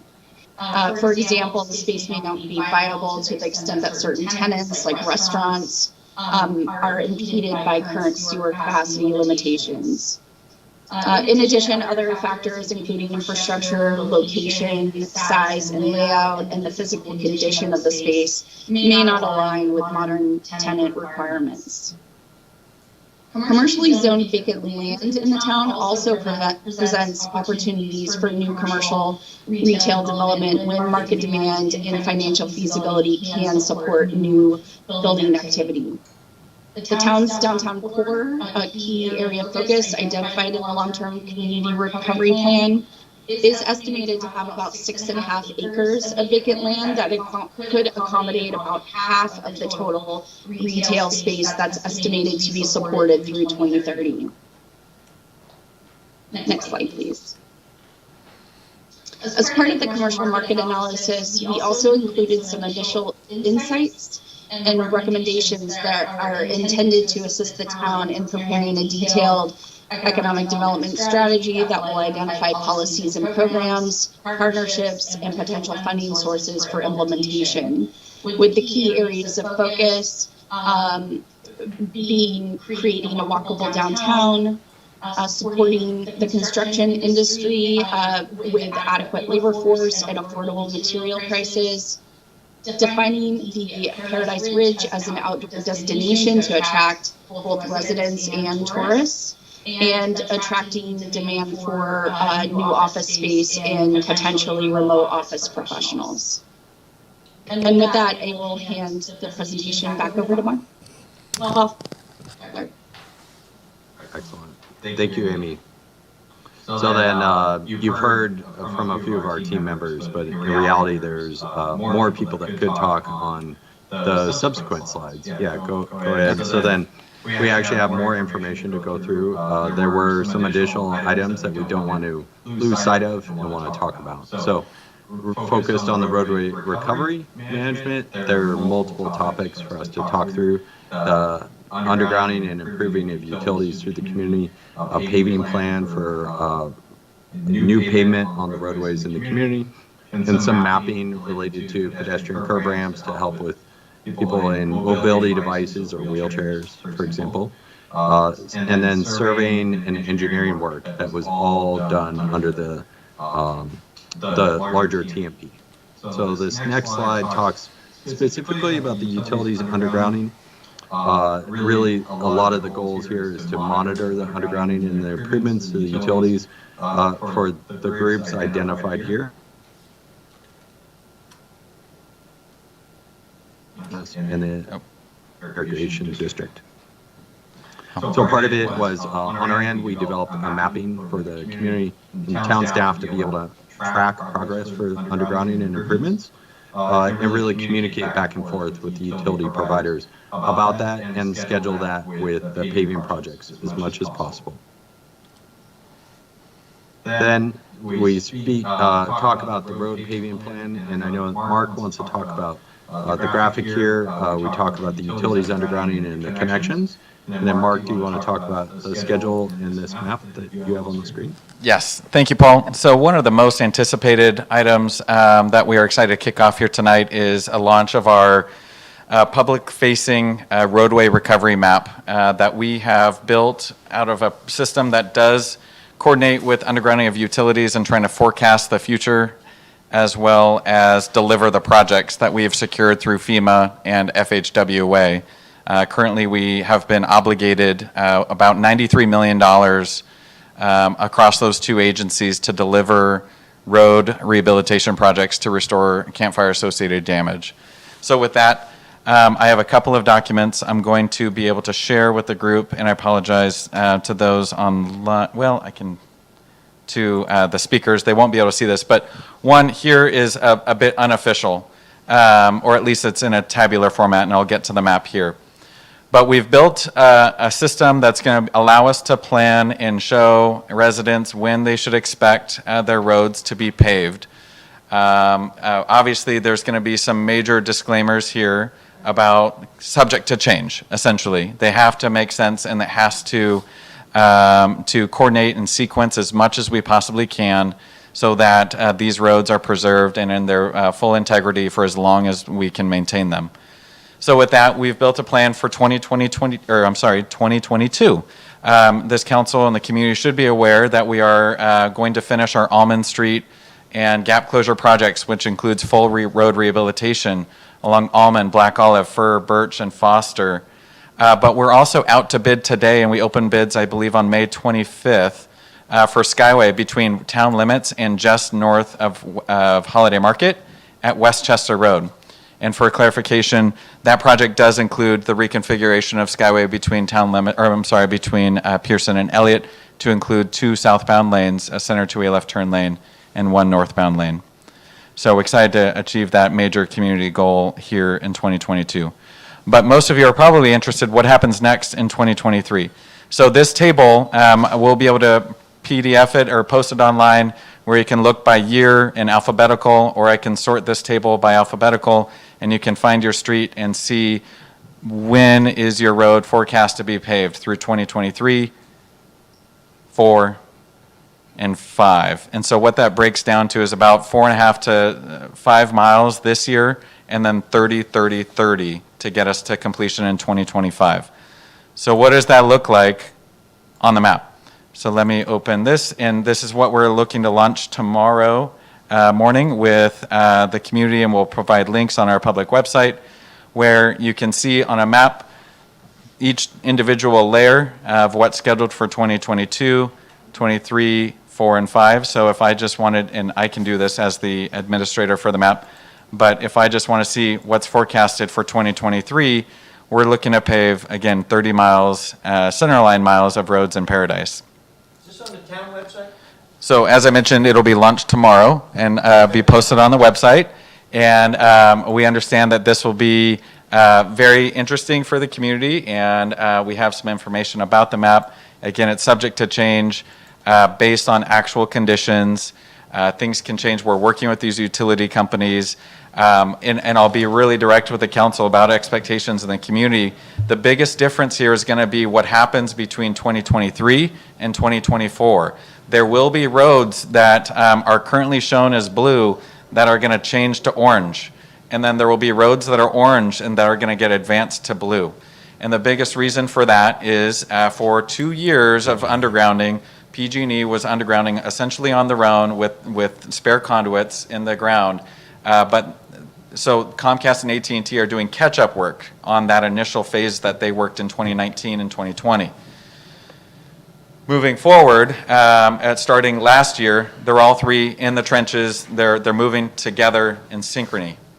So there's going to be roads that Comcast and AT&T aren't ready yet, and so they may be done on roads that they just are doing today. So again, that swap could happen, and we're going to do our best to update this as much as we can when that information becomes available.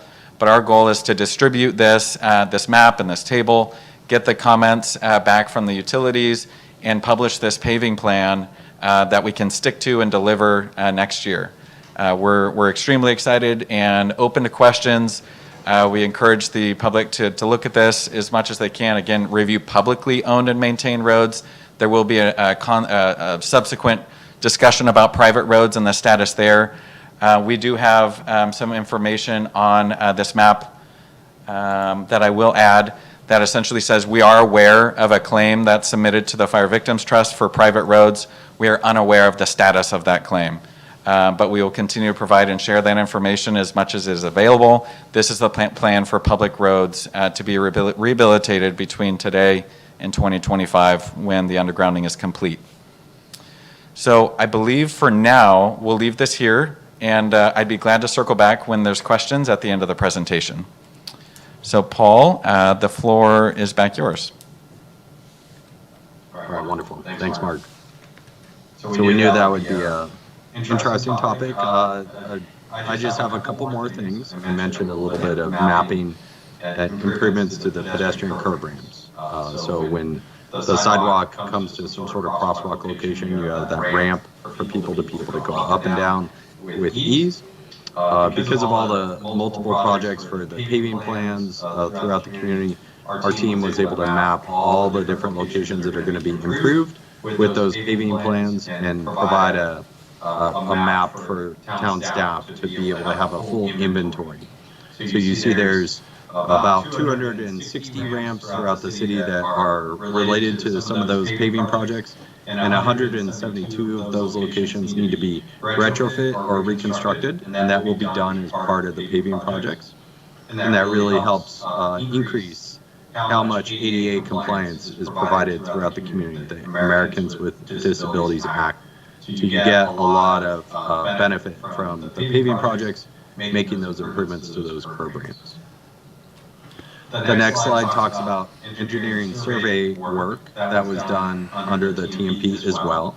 In this case, a detailed inventory of different roadways and identifying where there are monuments, which help identify the boundaries between properties, as well as benchmarks, which help establish the vertical elevation within the community. The benefit for all this is to really help create consistency in the future engineering design projects throughout the community and help with that identification of property boundaries throughout the town. And then another key thing that the TMP was able to provide was updating engineering design standards for the town. So as you can imagine, some of that stuff was a bit outdated. In this case, we were able to work with staff to be able to identify what types of additions or updates needed to occur. On the right, you see an image, just things as simple as driveway detail.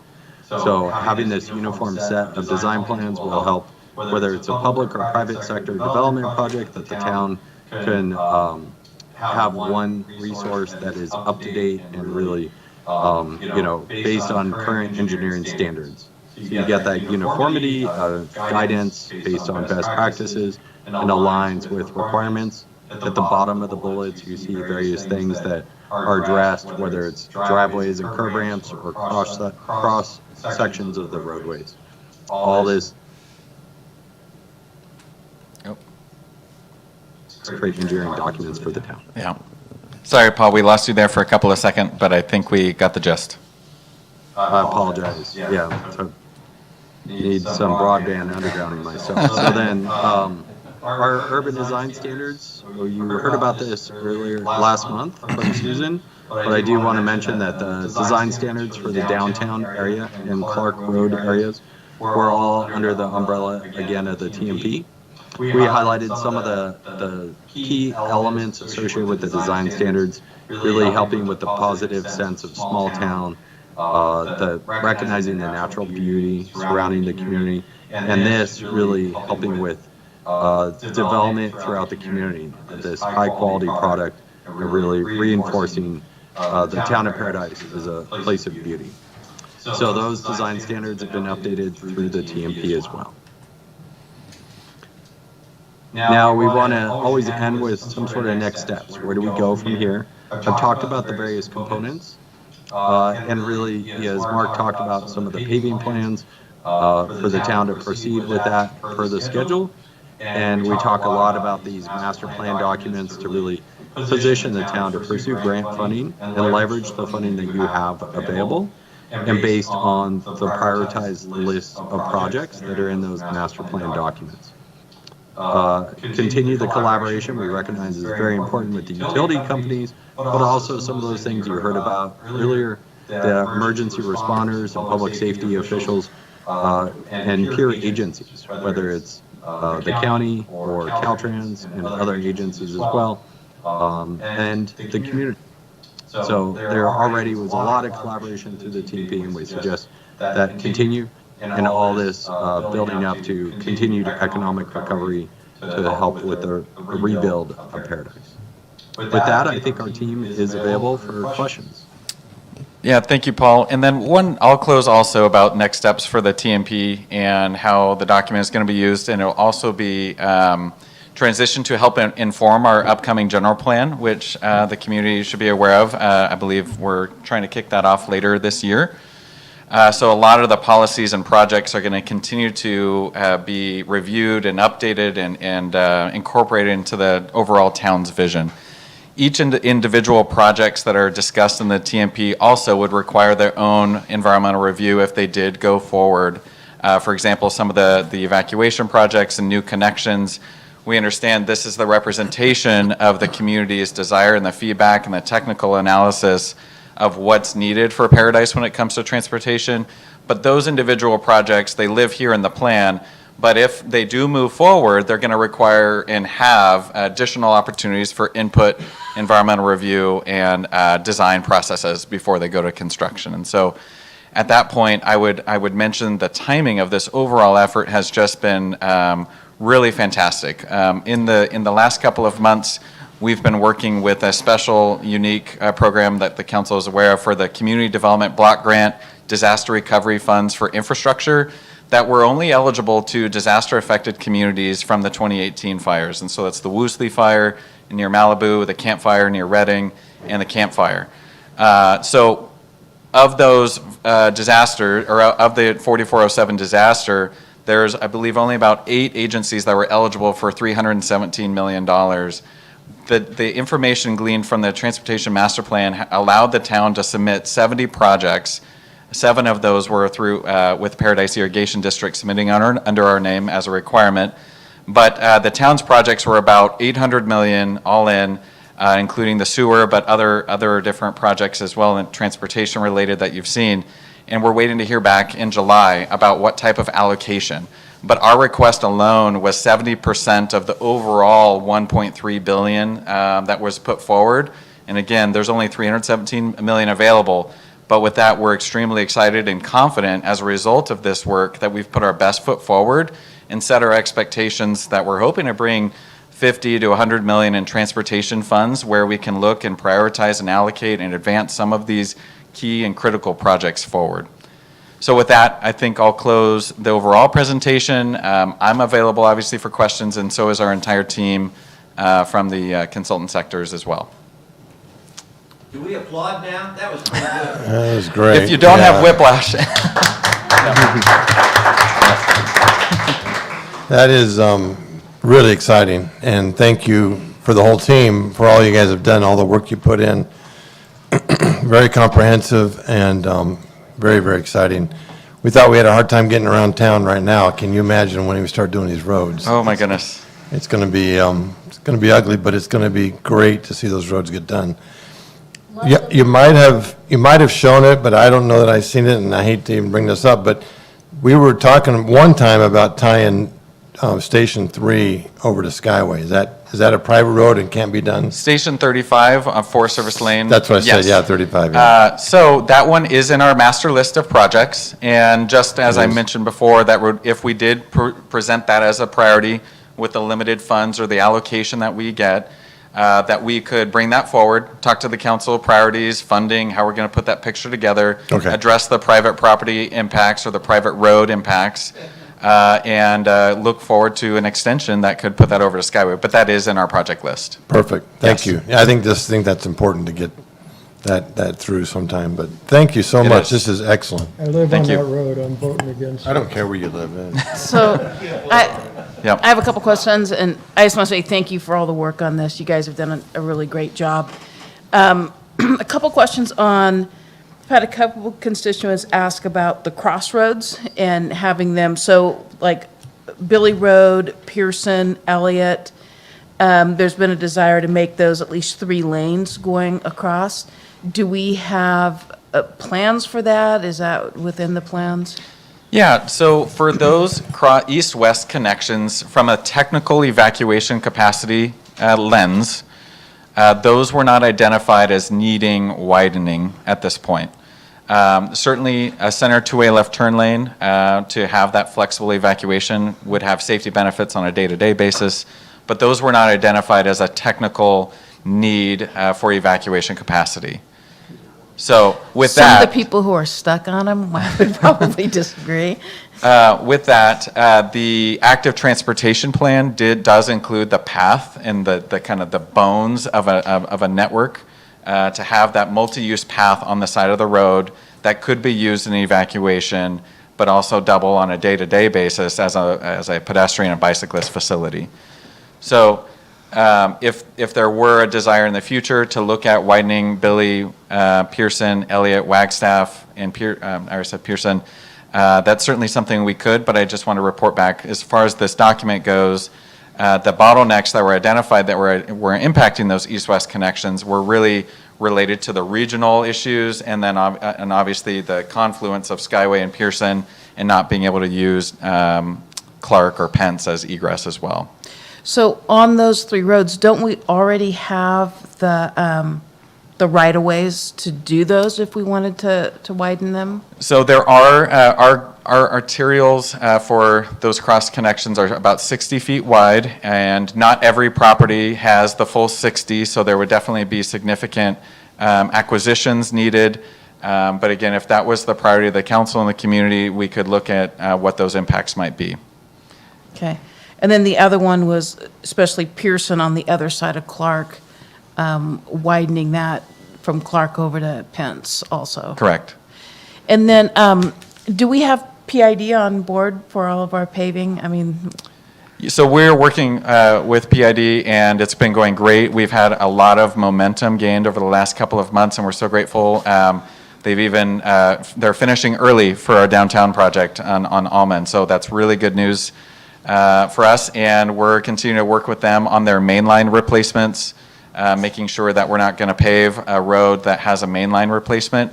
But still, the expectation needs to be that unless it changes, and obviously we would like it to, is that if their order of operations is driven by rebuild for those service lateral replacements in the future, we're going to have roads that get paved and then have roads that have new service laterals excavated. I don't believe that that occurrence can be fully eliminated, but we will do everything we possibly can. And part of this paving plan and giving them this advance notice where you could look for 3 years and see when that's going to come, we're going to have the best shot, and we meet monthly as it is, and we're trying to bring everybody together, get as much information as quickly as it's available, and update the maps as soon as we can. okay, thank you. You're welcome. Any other questions? Well, I got to say, too, everybody did a wonderful job. I mean, it's just such an overwhelming project, and it's hard to wrap your head around, but it sure looks great, and it is very exciting. Yeah. Well, thank you. Much appreciated. Great team. So tonight, we do have a request. Can you read the language of the, I believe it's approve the Transportation Master Plan? Adopt. If you need a motion, I'll move we adopt the transportation master, whatever it's called, TMP. Master Transportation Plan. There, I got it right. Thank you. I was going to say, you can just say I move the item, or I motion. I move the item motion. I motion the item moved. I move it. second. Motion by Colleton, seconded by Jones. So is this what was on the agenda? Yes. Okay. Approve the 2022 Transportation Master Plan prepared by Mark Thomas, including deliverables for daily transportation analysis, traffic evacuation analysis, active transportation plan, local roadway safety plan, roadway recovery management, economic recovery strategies, and design standards. Phew. Okay. Yep. Roll call vote. Vice Mayor Boland. Aye. Councilmember Culleton. Aye. Councilmember Jones. Aye. Councilmember Tryon. Aye. And Mayor Crowder. Aye. Did the public vote? And one last plug, the website will be updated. We've got, as you can see, a long list of deliverables and resources that's going to really grow the community's access to this information, make their jobs easier in the public. So that's forthcoming, and we're going to get it updated as quickly as we can this week. And the public did vote. I mean, you guys put so much input into this, and we appreciate that from the public being a part of this. That's huge, so. And I want to say, Mark, putting up the map and the timeline so the public can go look at it starting tomorrow on our webpage. That stuff's huge, not only for the construction that's going on right now with the undergrounding, but for the future of this whole deal in the paving. It's really important information, and it's great you're able to make it available to our whole town, all our residents. Thanks. Thank you. Thank you. Thank you, Paul. So, on to item 7A. Council-initiated agenda items. Discuss amending the sign ordinance to grandfather in signs that existed before the campfire. Councilmember Jones. So we took action months ago on amending I believe it was our sign ordinance to require people whose signs were burnt to take them down or to cover up if the sign was still good, but the business wasn't there. But we actually have no staff people who have the time to do what's necessary to resolve the issue. It really requires an inventory of all the signs and then contact with the owner for what you need to do. And so I had several conversations with Kevin and Colette about the possibility of having a volunteer group do that. I mean, we could get some volunteers together and have them do an inventory, and then we could have a standardized letter that goes out to the owners. Colette attempted to get that off the ground, but her volunteer group sort of disintegrated. So at this point, she doesn't really have a good volunteer group to do it. And in talking with them, one of the issues is that a lot of owners don't want to remove their signs because if they take them down, then they come back, they have to meet the new sign requirements. And they probably can't put their old sign back. So they want to be able to leave it up just in case. But they're ugly and they're sitting on vacant lots full of weeds, advertising a business that isn't there. And I don't know if you guys hear from constituents about it, but I do all the time. People complain to me about this. So I thought that possibly we could grandfather in these signs. I don't think a lot of them are going to come back. And so if we said you have to take it down, but if you do come back, we'll let you put it back up, maybe we could get some of these people to take their signs down. Kevin suggested that we might have Public Works go out and bag the signs, but to me, we're trying to make Paradise look better. And a bunch of signs with plastic bags over the top of them doesn't actually achieve that goal. Black tarps. Anyway, that's why I put it on the agenda. If you guys have other ideas on how this could be accomplished or how we could get a volunteer group together to do this, I think it's a worthwhile project and we need to set it up in a way that it could be successful. But all of those old signs that are advertising businesses that aren't there are just hindering our recovery, I think. So, I do hear from people about the old signs. Why are we not getting them out? We want to get the fire damage out of the town. So I'm 100% with you on that. We need to work on that. And sometimes maybe we need to help out some of these people to get them out. I don't know. Maybe there needs to be some incentive on our part as a town to help them. The only one concern I would have is I think it'd be kind of weird for them to have that sign back when we have new sign standards and all these businesses have the new sign standard. All of a sudden, there's this awkward one that's out there, like it was before. I think, that would be, I don't know if I like that idea, but I do like the fact that we need to get them out, and maybe we can come up with a way to help out to make that happen. Has anyone reached out to the people in and what are we hearing back? Are we hearing back, I don't want to, I mean, if it's, No. I don't want to take it down. No, because for it's the gonna most come part, the answer is no, because staff is so busy, this has not been a real priority item. So it requires the inventory I was talking about. We got to go find where all these signs are, and then tie them to an owner, and then correspond with that owner, and none of that's happened. Susan, do you have any ideas? Video of the commercial districts is a lot quicker.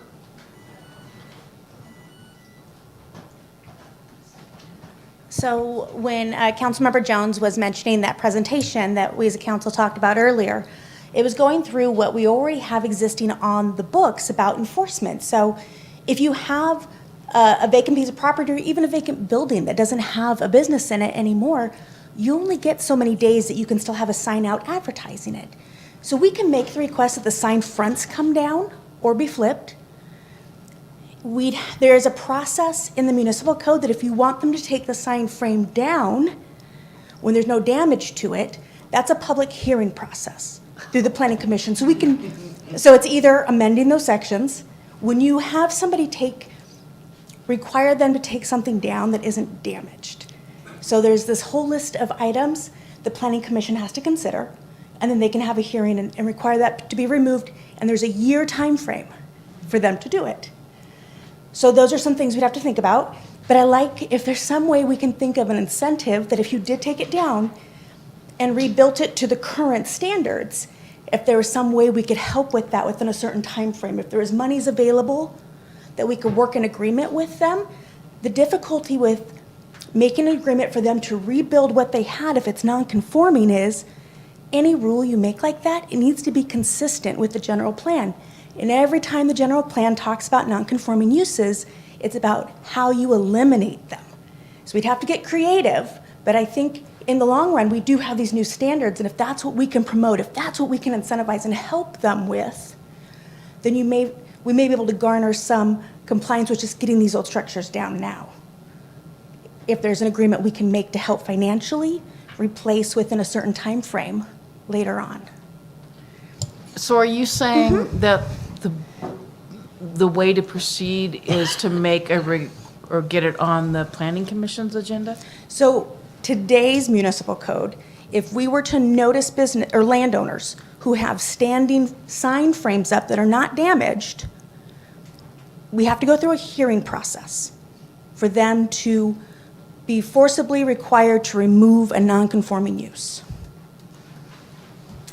Otherwise, the rest of the chapter is about how do I expand a non-conforming use or how do I rebuild one that was damaged or destroyed? But there's nothing in there about replacing one that was voluntarily taken down.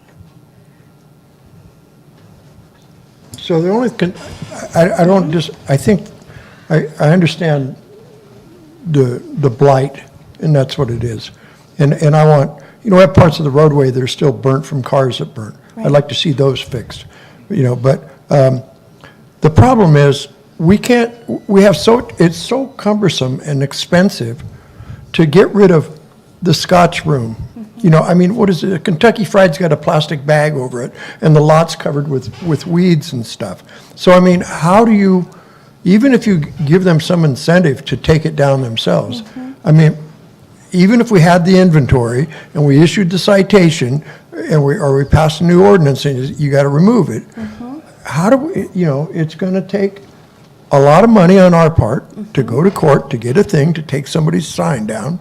And, I just think it's going to be really difficult to do. Now, I know the staff is busy. I know we have multiple things in trying to rebuild our town. But we also have people that are out in town every day as part of their job. Code enforcement, public works, PD. If they see something that's that eyesore, pretty simple to take a photograph of it so we can create the inventory until we can get a volunteer corps. I don't know. I just see that even if we have the inventory, how are you going to get that sign down? We can't even get the weeds down and the dead trees down without a cumbersome, expensive, long process. So Do you have any ideas, Kevin? Yeah, and back to Susan's kind of point is incentivizing them to take them down. One idea is that you could set aside funds for a sign removal fund, right? That you could incentivize these individuals to come and just basically take their sign down. Coming back, that could be where, you know, the new owner or that owner would then have to reinvest back into that new sign standard, and we'd be all uniform at that point in time. Is it a major cost? I'm not sure what that cost would be, but we could incentivize the removal of those signs through some type of funding mechanism that the town could create. More into the economic development, beautification type of idea for the town. I think that we could probably set something up like that.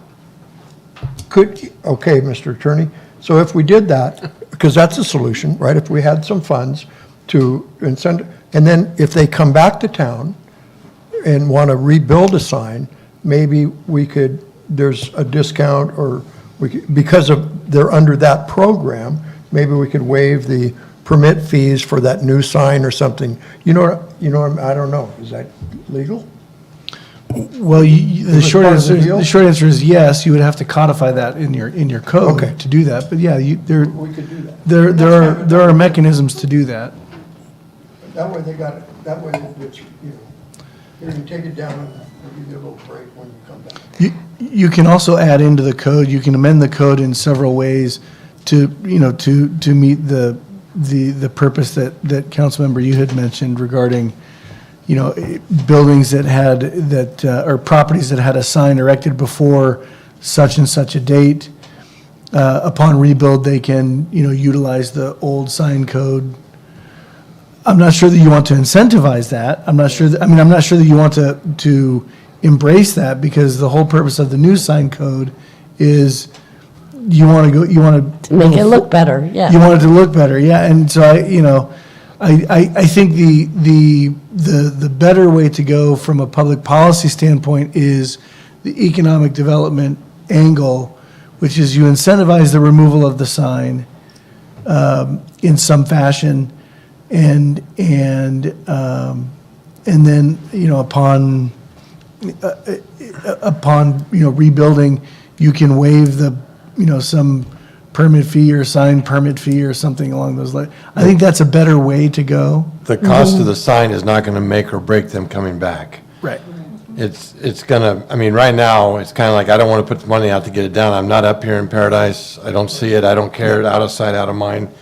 We incentivize them to get it down.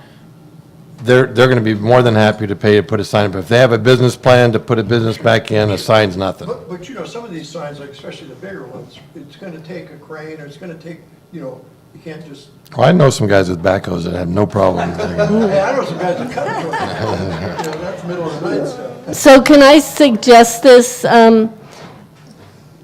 Kevin, could we send this back to staff and give you a few months after budget, say maybe August, you bring it back to council with some ideas on how we could actually accomplish Yeah, and it the might even program. be during budget, because we've already discussed this about some economic development dollars going into this budget cycle.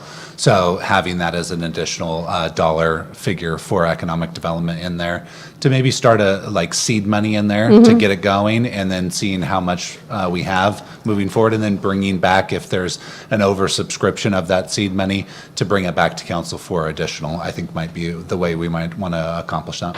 Okay, thank you. Is it possible to have Public Works remove the sign? Could they be the people to remove them, or no? Not without permission. No, I mean, given permission and all that. Do we have the capability? Short answer is you would have the legal ability to do it. Whether you have the functional capability to do it. That was my question. Yeah, I'll use the argument that sort of combines these two comments. Cranes are usually used to put them up, not necessarily take them down. Yeah, but we don't want to ruin the new roadway or the new sidewalks. Kaboom! So I will, let me know what you need for an inventory. I drive around a lot, and I will take pictures of signs that I see. If that's all you need, is a picture with address that we can locate, and maybe we can get some of our other more rambunctious community members like Mr. Haverhill to do the same thing. And it probably would warrant a look at those same code sections that talk about the signed faces being removed. Now that we've experienced this situation, having another statement in there that if the property's been vacant of buildings for a certain amount of time, that the whole structure needs to come down, that kind of thing. Things we never anticipated, but now that we've seen it, it probably warrants a review of that language. So we'll look at that too. Okay, thank you.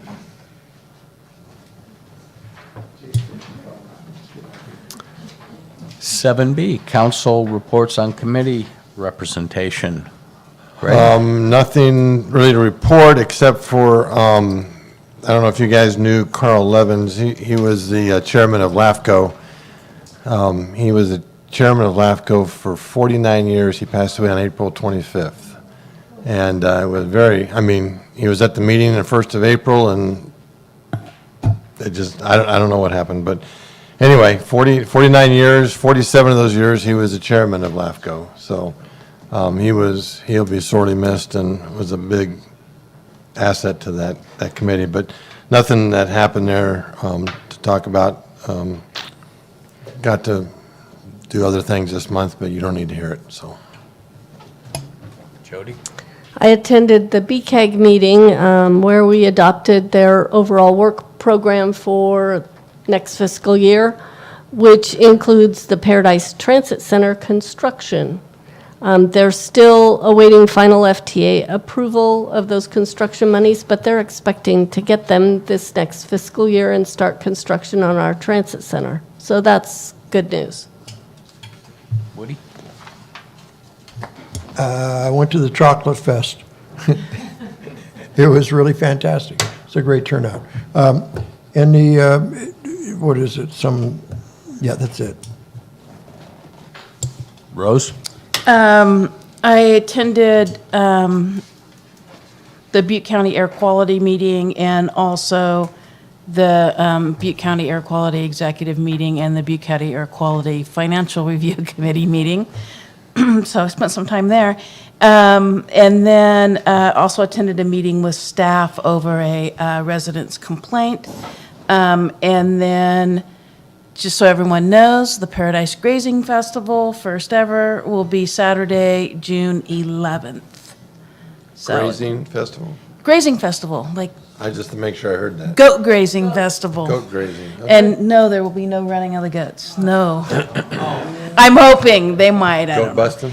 And then I also attended the Chocolate Festival. It was kind of very nice to see that back again.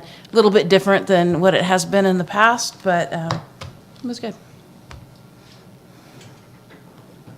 Oh, it was a busy month. We had a lot of events going on. The Gold Nugget Days, I got to co-MC the parade, which was great.